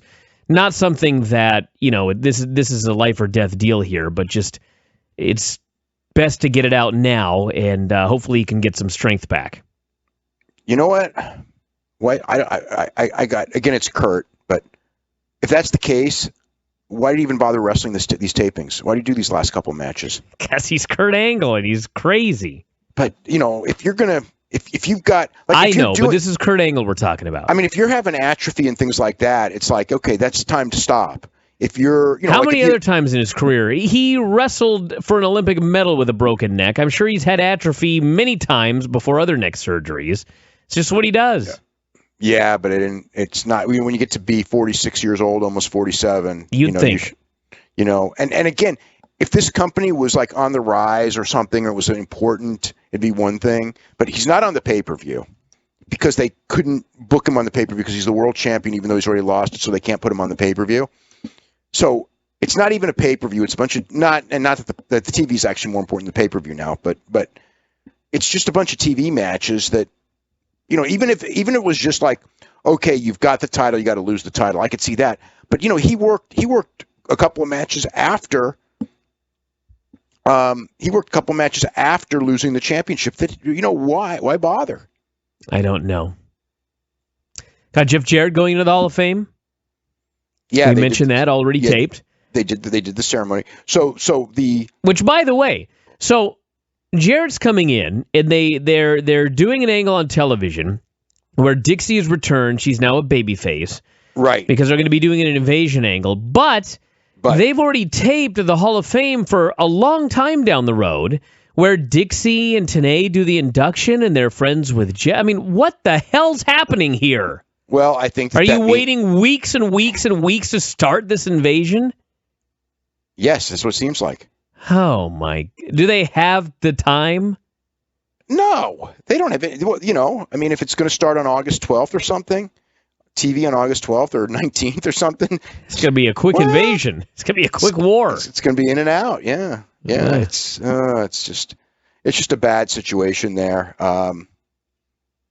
Yeah, the whole, And then the other thing is that the guys who are with Jeff, I mean, that's the other thing. Jeff's not even going to be in all the next TVs because he's got a show in Vegas. So it's like he can't. I don't think that he can, as the promoter and everything and the producer of the show, I don't think that Jeff can come to the next tapings until at least the fourth day because I just don't see him like working like the day before his own big TV pilot taping, have him in Orlando doing some angle, and then flying to Vegas and getting there, if he getting there, like in the afternoon before the show, I got to think that Jeff's going to be there for a couple days before. So my gut is the earliest Jeff is coming out is the 25th. And that would be a tough call because he's traveling west to east. So he may, I guess he might be able to get there by the end of the taping. But the point I'm saying is 22, 23. There's at least 3 days of tapings that they're doing, which the way they do taping is probably 5 weeks of television. Where I guess he can do stuff when he gets there and tape stuff for those other days. So it's not as bad as I just made it out to be, but it's still because they do tape out of order and they do tape things, So, but the point is that at least for 3 days, I'm thinking that he can't be at the next set of tapings. If he's, so, and this whole thing can fall apart anyway because everything about it is very tenuous, and. Again, if it completely fell apart, it wouldn't shock me. I don't think it will, but how much there's going to be, who even knows? Is it possible that they air the Jarrett Hall of Fame induction at the beginning of the Slammiversary pay-per-view? I guess that wouldn't work either because they've already taped the television. He's not there. Fuck it, who cares? Well, that sucks. Yeah. Almost certainly the final TNA pay-per-view of all time. Can you believe that, Vinny? I've been teased so often before. Just don't believe it until it happens. This company is in every way like a cockroach. Can't be killed. What an amazing show it was. It was almost everything you could possibly want at a TNA. There wasn't any goofy booking. Unless you consider... There wasn't? Well, the main event was pretty fucking goofy. But I don't know. We saw guys on their last night getting wins over guys who were sticking around. You're right. What the fuck am I talking about? I don't know. I think you blocked all this out of your mind already. Holy shabba-dabba. Champions retaining or appearing with belts they've already lost. Yeah. There's all kinds of goofy booking on the show. This was not like a terrible show. It really wasn't. And I was tweeting about it, and people were like, oh my God, I can't wait for this. Review's going to be great. I should have watched the replay. And no, there were moments of train wreckness. But this was not an all-time terrible show. I don't think this will be the worst show of the year. No, of course not. But it was in many ways a great summary of all of TNA's problems over the past decade plus. Complete with Jeff Jarrett ending the show holding a belt up high. Yeah. After winning a reverse ladder match with a penalty box and pins. Oh, there's actually so much to talk about. I don't want to dissuade anybody from listening to this show, but anybody that is expecting, I don't know what people are expecting. They're really excited for this show. I hope we deliver. Sure. But this show was not, let's just get going. Who knows where this will lead? All right. First of all, the announcers said they were there to celebrate 13 amazing years. Holy Christ. That is actually, if you take it literally, it is true. These 13 years of this company have been amazing. Well, that's undoubtedly true. We got a bunch of historic TNA clips of men who no longer work here. And it was all set to orchestra music that was supposed to be epic and grand, but it sounded very, very sad. And this whole time I was thinking, this company, with this show, it's Slammiversary, which I didn't even realize. I just thought it was TNA's pay-per-view. I don't think of the names. This is the anniversary show. This was everyone's very old grandfather who manages to hang on for one more birthday. It was way out the door. That's exactly what the show was. Can you imagine if for our 10-year anniversary, I just did like a bunch of radio clips of people no longer associated with the website? I mean, who would do that? I don't know. DJZ versus Manic versus Tigre Uno for the X Division Championship. And we should mention, by the way, the commentary team was, I had heard it was going to be Josh Matthews and Jeremy Borash, but instead they went with Mike Tenay making his return to the booth, the Pope, and Josh Matthews. Yeah. And why it took them this long to figure out that Mike Tenay can do commentary is a mystery to me. Unfortunately, he was working with Josh Matthews and the Pope. So when they lost audio later in the show and you couldn't hear the announcers, it was a win! Pope, throughout this show, appeared to have not watched any professional wrestling in at least a half decade. Including his own career. Including himself. He referenced somebody hit one of his moves. I don't know what it was, but he said, hey, that looked like Elijah Burke out there. Shades of Elijah Burke, he said. And Josh says, you mean D'Angelo De Niro? And then later he called Mr. Kennedy, he called Mr. Anderson Mr. Kennedy, and Josh quickly corrected him. Lots of talking about stuff that happened in Ohio Valley a decade ago. You know what was amazing about that is every time we get talking about Ohio Valley, somebody has to bring up that, you're romanticizing Ohio Valley. It wasn't that good. It was just some DVDs. Here's this fucker. The highlight of his career is Ohio Valley. That's all he could do was talk about Ohio Valley wrestling. Yeah. All right. So, yes, DJZ versus Manic versus Tigre Uno. This was basically this is a watered-down Young Bucks match. Kind of. It was small people moving really fast, doing 1,000 moves, but they were sloppier and... Essentially, it was every X Division match we've seen in the past few years now. Yeah, just 10-plus minutes of moves. Then Tigre killed DJZ with a slam into the corner. Then he killed him with a kick in the corner. Then he killed him with a corkscrew senton and pinned him to eliminate him. And after 10 minutes of battle to get one guy out and get it down to 2, they gave this exactly 0 seconds to sink in, and the other two dudes just kept fighting. They did a month's worth of finishers, and then Tigre won with another corkscrew senton. Wasn't bad. It was just it was a generic 3-way. It was an elimination match, and I will remember none of this when I wake up tomorrow. I barely remember anything, except all I remember is they went 10 minutes without an elimination, and then they did 2 eliminations in a minute, and the match was over. Which begs the question, why did you bother doing an elimination match? Yeah, that's true.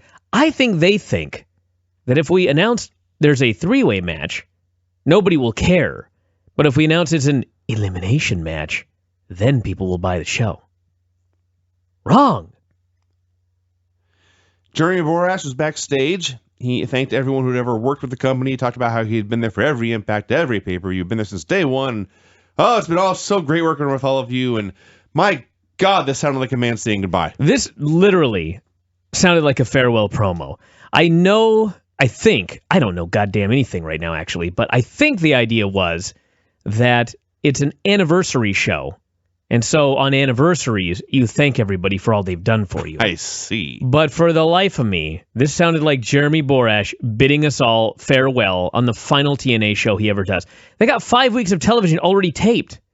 If they never do another taping, this was his last show. Everybody's. They're done. Yeah. So, next match was Robbie E versus Jesse Goddard. You got to talk about Robbie's promo. Well, was that with Borash? Where he was clucking? First, he was crazy Robbie E, and it was very annoying. Then he was trying to be serious Robbie E, and I'm not sure that was any less annoying. He said... This bromance breakup is not a good thing. No, his former partner tried to kill him and take away his love for pro wrestling, and tonight he was going to make him his bitch. In that order, by the way. Yeah. Taking away his love for pro wrestling, worse than killing him. I just like that he mentioned, well, to be fair, you'd have to kill him to take away his love for pro wrestling. Sure. So, Jesse now calls himself the Man. Comes out in a plain black robe. He is every 1970s heel. It ain't that plain. It's got a very, very, very furry collar. That's true. It says the Man on the back. Yes. I guess my standards for plainness have changed, but he is straight out of the 1970s. Okay, I will not lie to you. This was not a particularly good match, but I liked it a lot. Just because these two dudes got in there and fought. Yeah. And I believed these men were pissed at each other and wanted to beat each other up. I didn't think this was bad, and I kind of thought it was sort of good, but it went forever. It did go much longer than it needed to. Think about this. They opened with the 3-way. They had one interview with Borash, and then they did this match. This match ended at 40 minutes after the top of the hour. Yes. That should tell you something. But, they were working hard. They were sloppy a lot. I did like, there was one point where Robbie did a pescado very early on. He had to ring a house of fire and just lit into Jesse. And he hits this dive, and Jesse is barely in position to catch him and has to, essentially run run to save Jesse's life or save Robbie's life. And Robbie was coming out head first and out of control. And it was sloppy and scary. But at the same time, if you hate a man and you're going to kill him by launching your entire body at him, you're not going to wait for him to get in a position. You're just going to dive, and what happens. Spoken like a true angry man. That's right. There were a lot of bear hugs here. There was a botched power bomb that went so badly, Jesse just gave up and turned it into a bear hug. There were actually a lot of botched power bombs, or nearly botched power bombs. Like over and over, he kept trying this move, and it didn't go quite right. And he's beating Robbie up, and then Robbie just hits a reverse DDT and wins. That's right. That was strange, but this was not good, but it was fun. But you know what? The fans were into it. They kind of started to lose the fans at the end. It went way too long. Because it went too long. Yeah. But I mean, the fans were into this. Yeah. So more power to these men. This definitely is a thumbs up. So far, this show was fine. Yeah. Borash interviewed Matt Hardy backstage. He said he win tonight in King of the Mountain would prove he was a great singles wrestler, not just a great tag team guy. That's right. Bram versus Matt Morgan. Oh, my God. First giant thumbs down to the show, having to hear Matt Morgan's music again. His music is terrible. It sucks.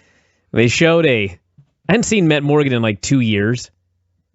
They showed a video package of his return on TV, and I should have known he'd be there in his designer jeans.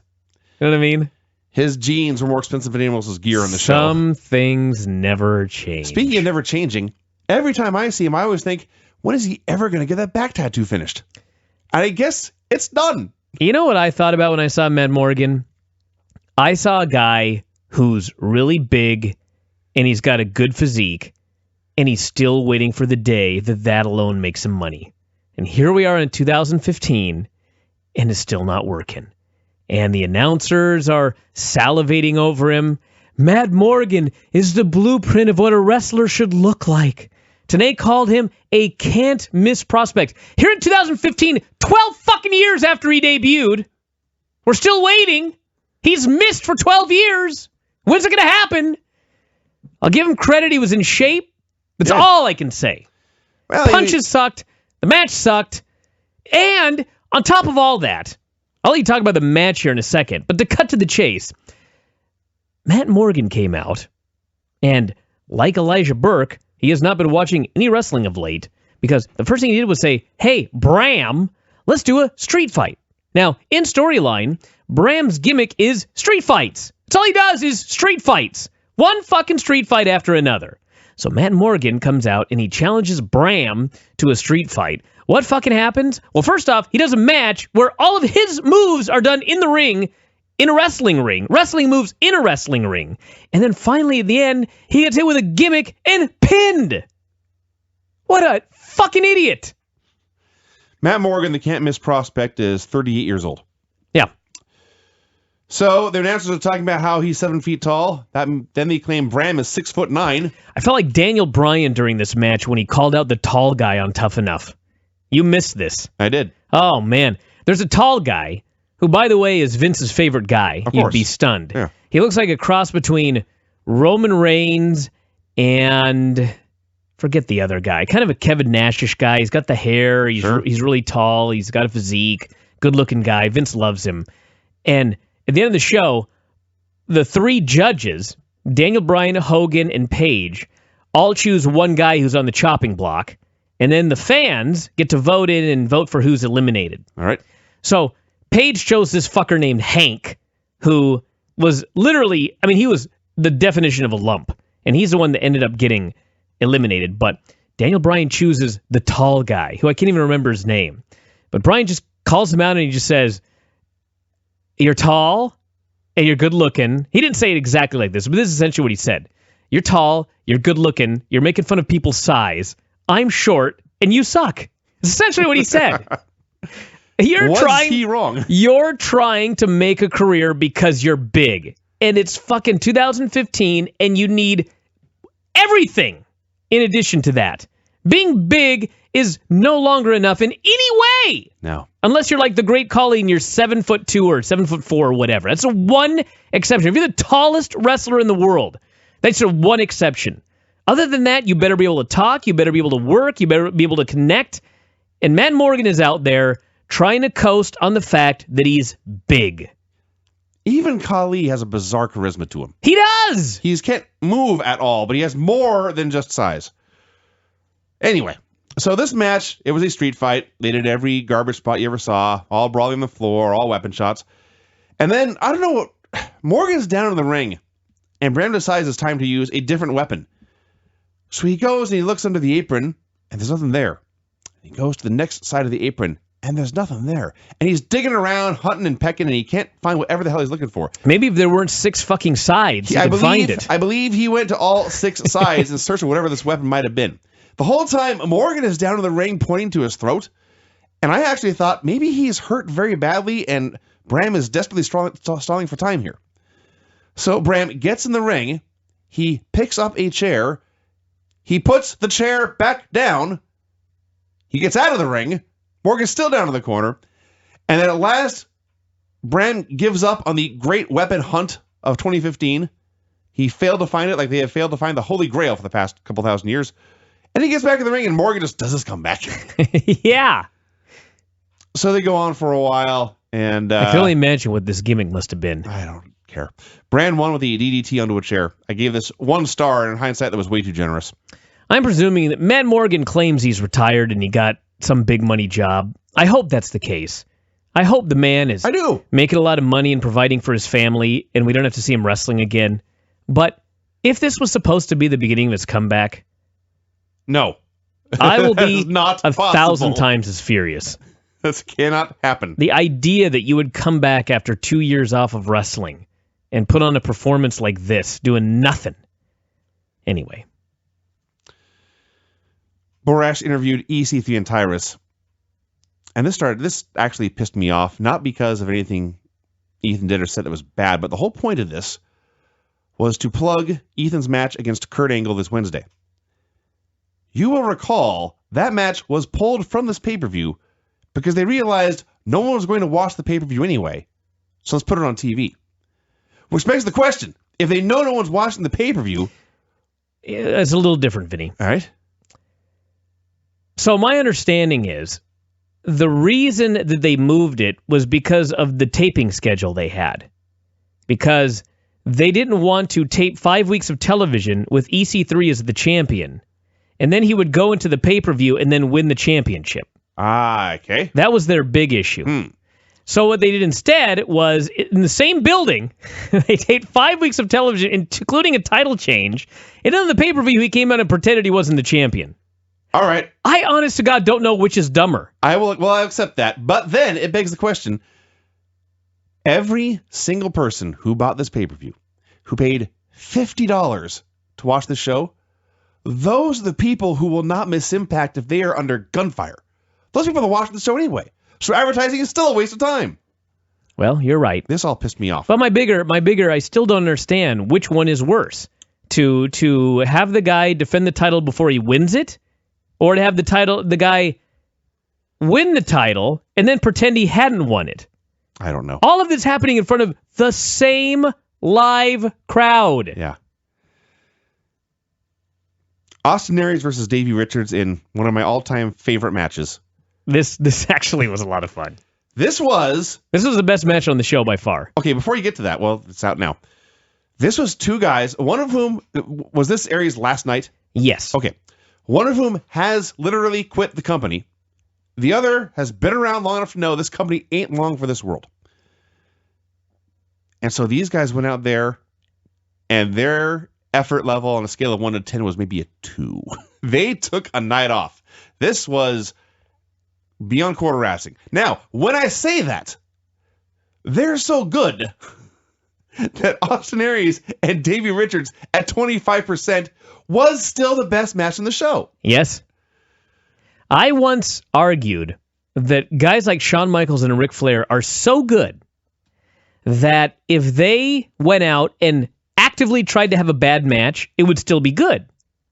This is proof. This is as close to that as we're going to see. Because Ric Flair and Shawn Michaels are better than both of these men, and these men both did go out there, and to be fair, for the first 3/4 of the match, it was a 2 out of a 10. The last 5 minutes, it was probably a 4 or 5 out of 10. I will give them that. They really did pick it up at the end.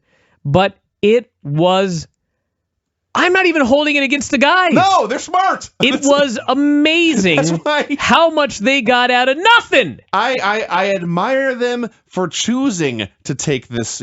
I'll say it. I admire them for choosing to take the easy road, and I also respect them for being so good they didn't make the easy road look easy. No, they went out there and went easy, and they still had a good match. Yeah. Because that's what wrestling used to fucking be. Yes. That was the whole goal. Now people have to leave a territory in order to do it. The goal was to do something totally safe and protected and make it seem like there was an illusion of danger and grief. Now it's kill yourself as bad as you can, but pretend it doesn't hurt. Anyway, so for the first 5 minutes, they would do go behinds and arm drags and headlocks, and occasionally Davey would get the better. And Davey would get the better of him, and Aries would go outside and stall. And they just did this over and over again, and it was great. And then finally, we got a crazy high spot. Austin Aries did a double axe handle from the top rope to the floor. I couldn't even believe he pulled that out. I was like, are you out of your mind? So they're going through this. At least that tope, you're getting caught.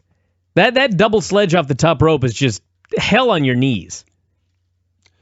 He's very small. That is true. Yeah. So Davey makes his comeback and he hits his tope and he hits this kick in the ring. And Austin sells this kick by spinning around, jumping straight up, and falling straight down on his ass. And then rolling to his back. I had just realized thinking about this, I once saw Eddie Gilbert take this exact same bump. So I don't know if that's where he got it, but it was great. Who cares? It was great. It was great either way. That was the point where I realized, and not that it should have been a mystery, but at that point I realized Austin gave absolute zero fucks about this. Of course. And why would he?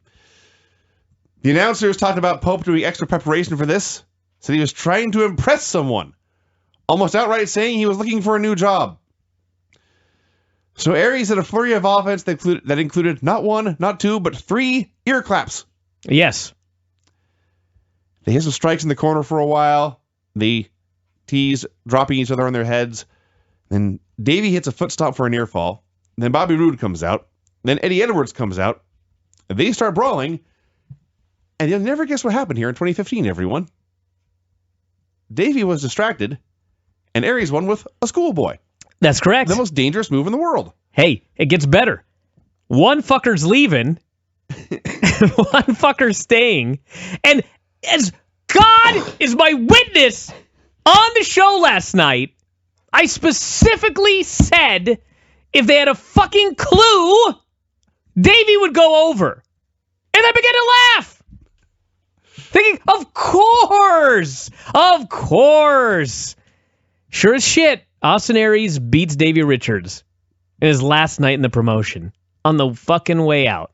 And I realize they've got shows taped where Davey's going to win and everything like that, but holy shit, come on. So, the Dirty Heels then cut a promo. And Aries howled at the fact that he won. Yeah. He said, we now get to pick the Stips for the 5th match in our tag team series. The Stips. I'm lisping again. He says, we get to pick the Stips for the 5th match in our tag team series, which, by the way, has that been taped? Oh, yeah, of course. Of course it has. We already knew the Stip. So he announces it will be a bra and panties match. And then he says, just kidding. Then he says it will be a 30-minute Iron Man match. I hope he went into business for himself with the bra and panties and just had everyone backstage pissing themselves. I hope so, too. I mean, this guy's on his way out. They just gave him a win, and then they gave him a live mic. Yeah. It's just like, oh, man. My dad likes to tell the You're story. asking for it. My dad likes to tell the story of when he was in high school. A local radio station fired their DJ and then put him on the air for his last shift. And so as a result, for 4 hours, he played Yakety Yak over and over and over and over again. That's basically what Aries should have done here. And pretty much what he did, in fact. So let's think about this match for a minute. A 30-minute Iron Man match. Yeah. First of all, 30 minutes instead of 60. Second of all, it's a tag team match, so if you get tired, you can tag out. This is not the grueling endurance test an Iron Man match should be. No, it's really not. This is the best match of the year between two guys who totally took the night off. Yeah. And it was far and away the best match in the show. This match gets 2 thumbs up. Yeah. It's a hell of a match. Eric Young cut a promo backstage screaming about how he was not afraid of anyone, but Jeff Jarrett should be. That proved to be true. Dollhouse versus Awesome Kong and Brooke. Did they actually listen to the lyrics to Doll Parts before they picked it as music for this group? It's about how being a doll is a bad thing and sucks, and it makes you want to get revenge in the world. Well, hey, made sense tonight. Taryn, by the way, spoiler, also has lost the championship, but she's out here with the belt. Yep. I was hoping they'd do something where, like, Brooke is the champion right now. So I was hoping they'd do something where she pinned Brooke so that now she would be the linear champion. God. That'd be awesome. They actually didn't do it, which is, if I would have made a bet last night, I would have bet they would have. Like, somebody would have pinned EC3 in the tag match, or somebody would have pinned, I guess it wouldn't matter in a tag match, but. Pro wrestling should not make my brain hurt with time travel storylines. That's basically what we're doing here. So Taryn got a horrible promo about how sexy they were and what a great champ she was. She's amazing. I love her. So there were a lot of spots here where the heels had to get in position for a move and then stand there and wait for the baby faces to hit it. Like, Jade was in the corner just standing there, and then Kong splashed her. And then Taryn ended up in that same corner. No, it was Marty and Jade end up together, and they get run together, and so they're hugging. Okay. I think Taryn was in the middle. No, Taryn was on the apron. Oh, never mind. So Kong is getting ready to run, but she's playing to the crowd. So literally they're just standing there hugging each other, pretending they're unconscious for like 10 seconds. So then later, Kong's beating up Jade, and she hits a splash, makes a cover. Kong looked great, by the way. Maybe great is going too far, but she's lost a lot of weight. Yeah, she still has trouble moving, but she is definitely slimmer. So Kong hits a splash on Jade and makes a cover. Marty tries to break this up by splashing Kong. Kong dodges, so Marty splashes Jade, and for some reason, this knocks Marty out. They just lie there in a pile for like 20 seconds, and finally Kong splashes on top of them. I just love the classic moment of, for God only knows what reason, they do the referee doesn't see the tag spot, where the babyface gets the tag, but the referee was distracted, and the referee turns around and says, "I didn't see the tag! That is not allowed!" So, of course, because it's TNA, they fuck up the timing. And so, immediately afterwards, when the ref is done switching them, Marty does the deal where she claps her own hands to pretend like she made a tag. And, of course, the ref turns around and he's looking right at her, and she makes a fake tag, and he doesn't do anything. It's like, this would only happen on Slammiversary. So they beat up Brooke for a while. Oh, I should mention, by the way, to be fair, to say, reasons this was not the worst show of the year. Close up of Brooke's ass in HD. Sure. That is great. Yeah, I bought the HD version, everybody. Mm-hmm. $34.95 I paid for this. Justified for that half-second shot right there. So Kong gets a hot tag. She runs wild in a cartoony and silly matter. No one could possibly believe this was, it was one of those comebacks where you point at the screen and go, "That's phony." And then Brooke hit Jade with a top rope X Factor that they called the Butterface Maker. Yeah. For the win. That was not very good. Can you imagine trying to clear these fucking stupid names with Vince? Never happen. Never. Borash interviewed Magnus. The Botox injection. Can you imagine trying to run that by Vince? Anyway. Borash interviewed Magnus. Let's review. In the past less than a month now, James Storm has attempted to murder Magnus's wife. Actually, let's go back. He attempted to steal Magnus's wife, then murder her. You forget steal the child as well. Then teased stealing and murdering the child.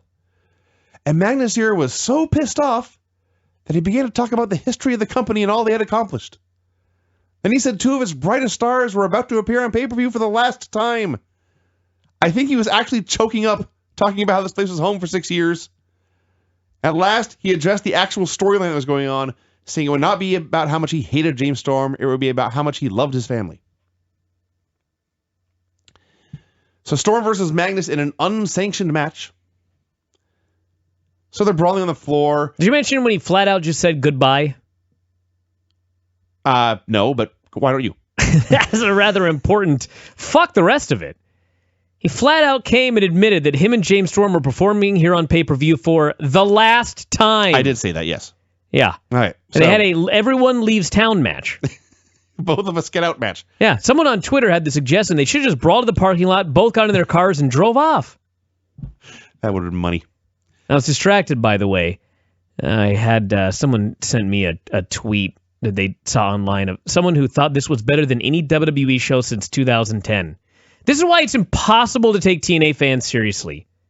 Come on! All right.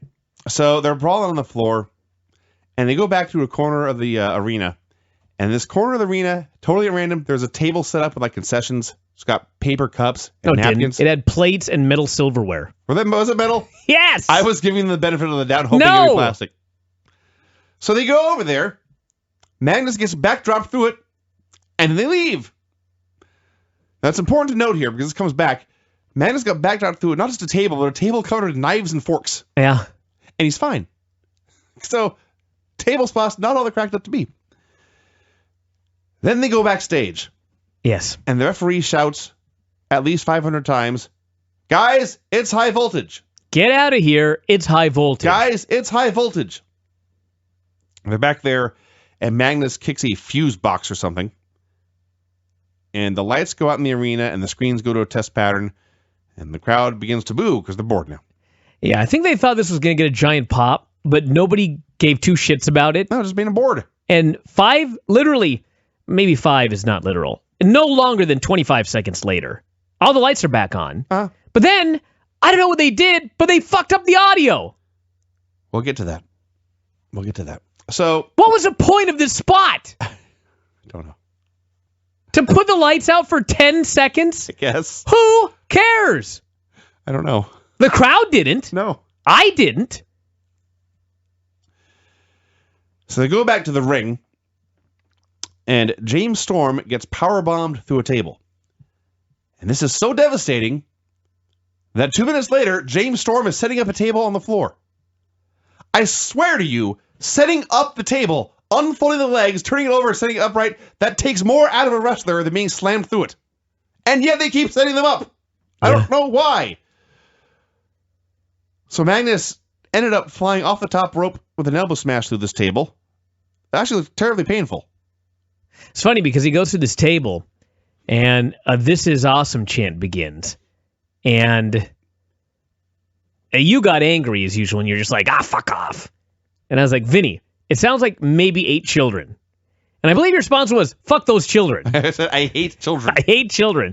But the point of all of this is, it suddenly hit me that Magnus is fighting for children.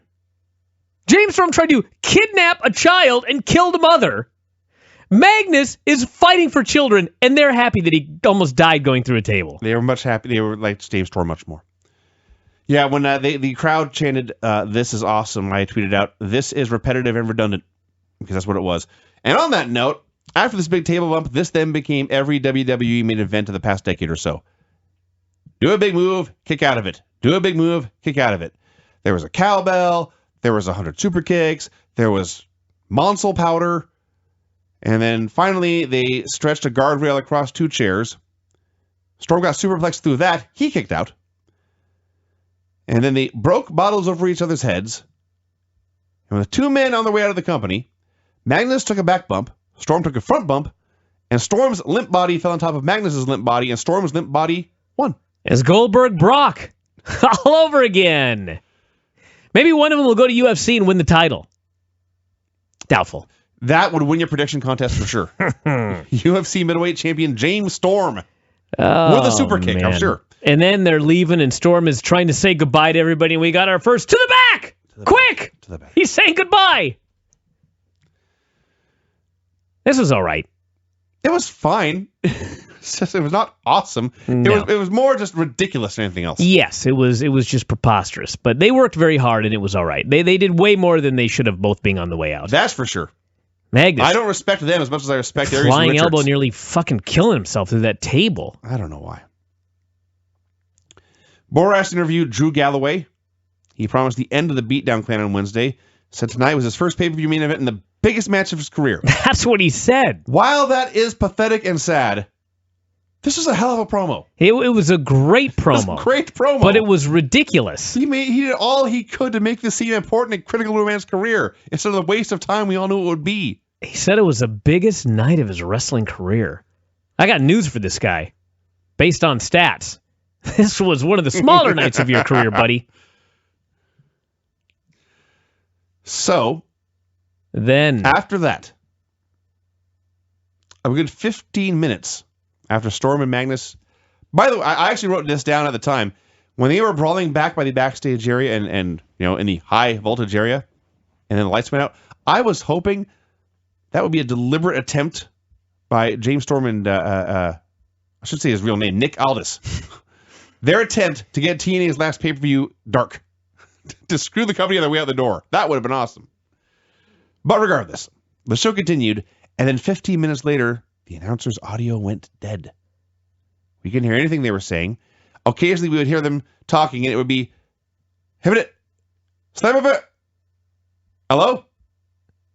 That went on for a few minutes. So what we got was a bunch of geeks in the ring. it's exactly go actually. Yeah, that's how it sounded. Probably even more annoying than that, if that's possible.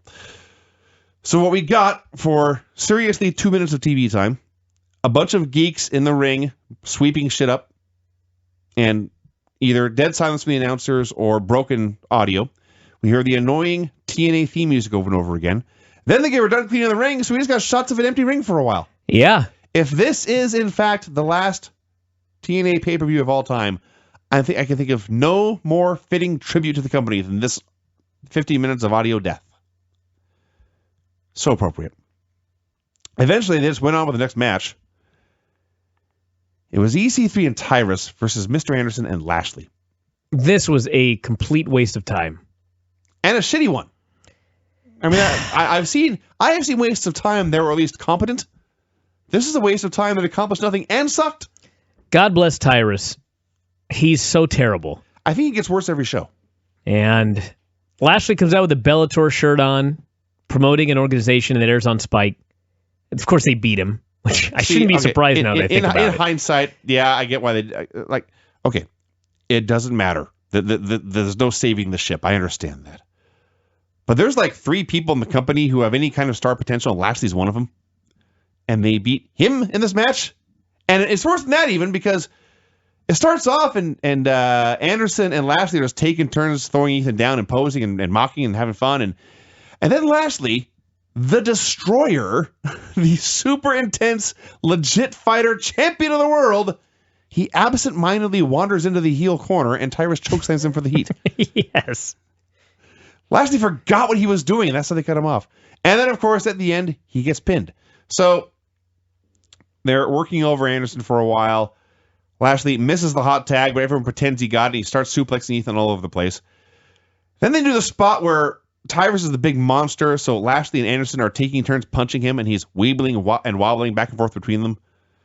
And there's an art to this, and Tyrus doesn't have it down. No. He's not the barely keeping his balance monster is not in his repertoire yet. He was impersonating the ring. Just not moving? Yeah. Yeah. Just stand there and don't move, no matter what you get hit with. Yeah.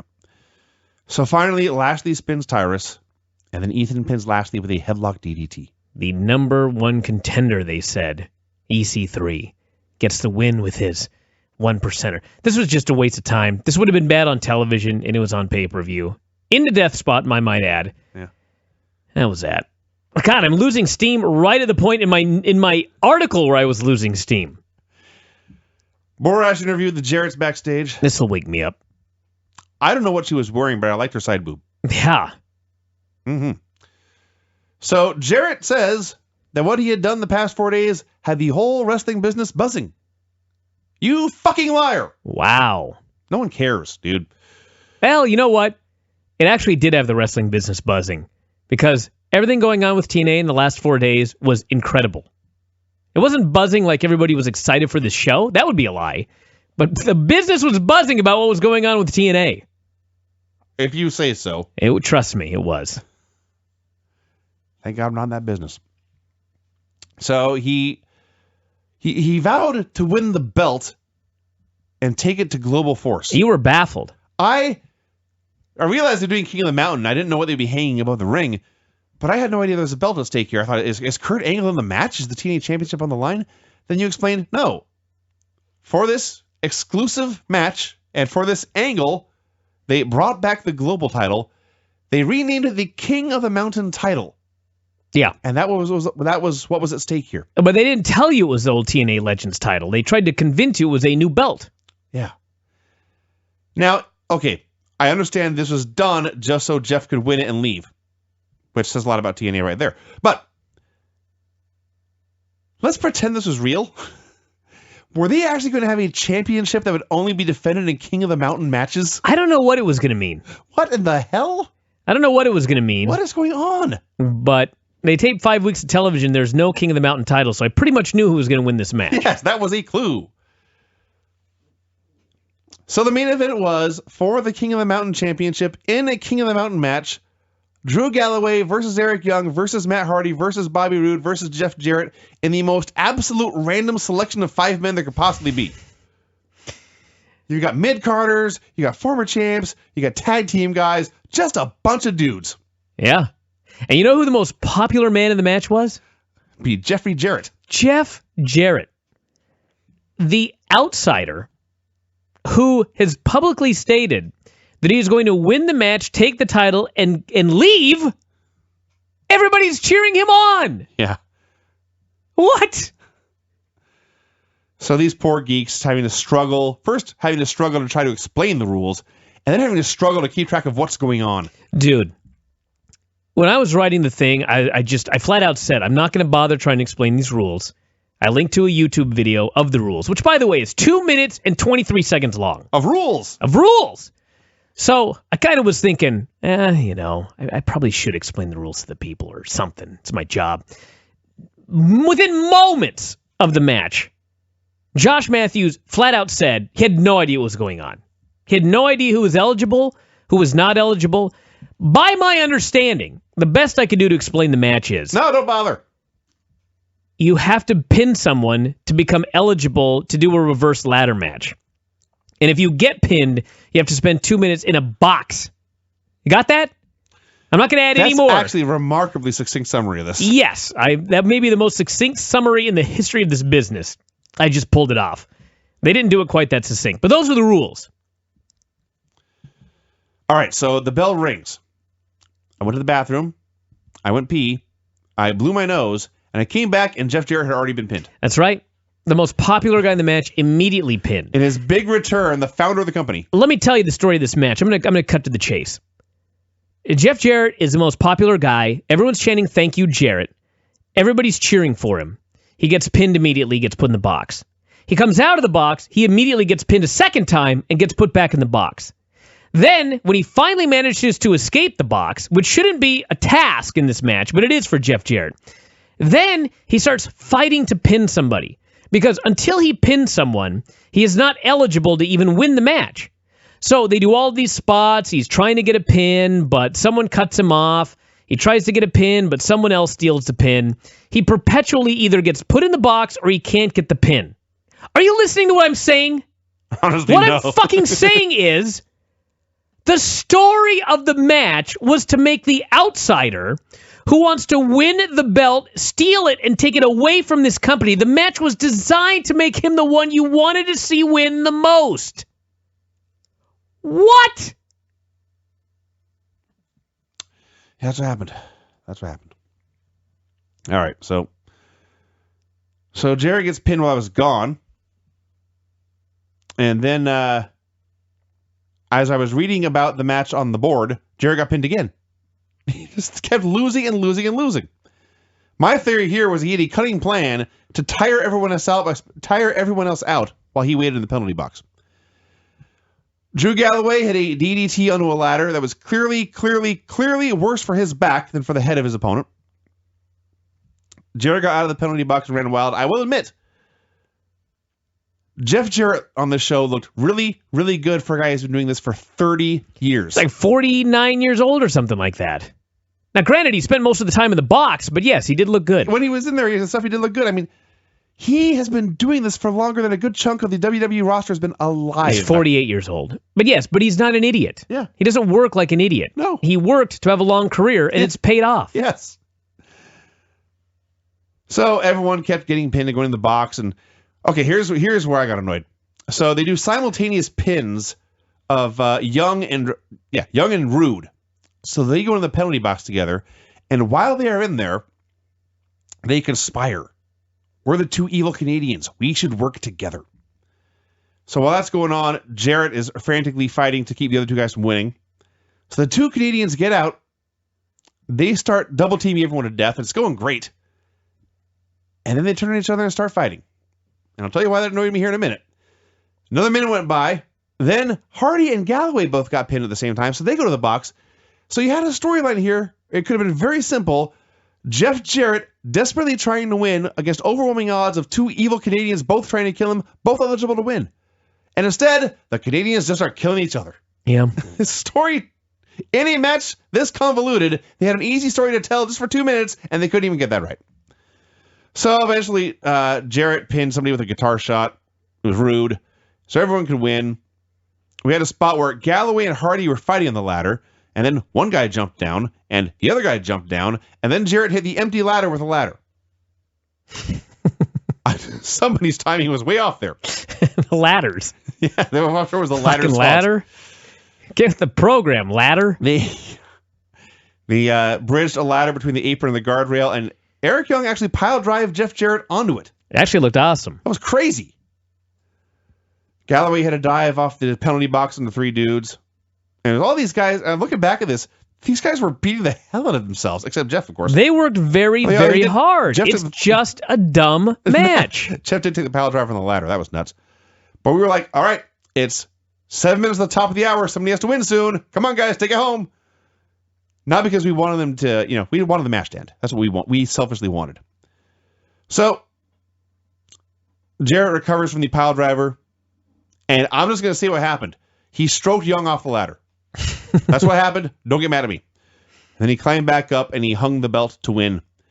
And the Jarretts, I thought they had brought the Young Bucks into the ring, but it was Karen and Kurt's kids. Then all their kids, and they celebrated, and that was that. Far be it for me to criticize anyone for naming their children.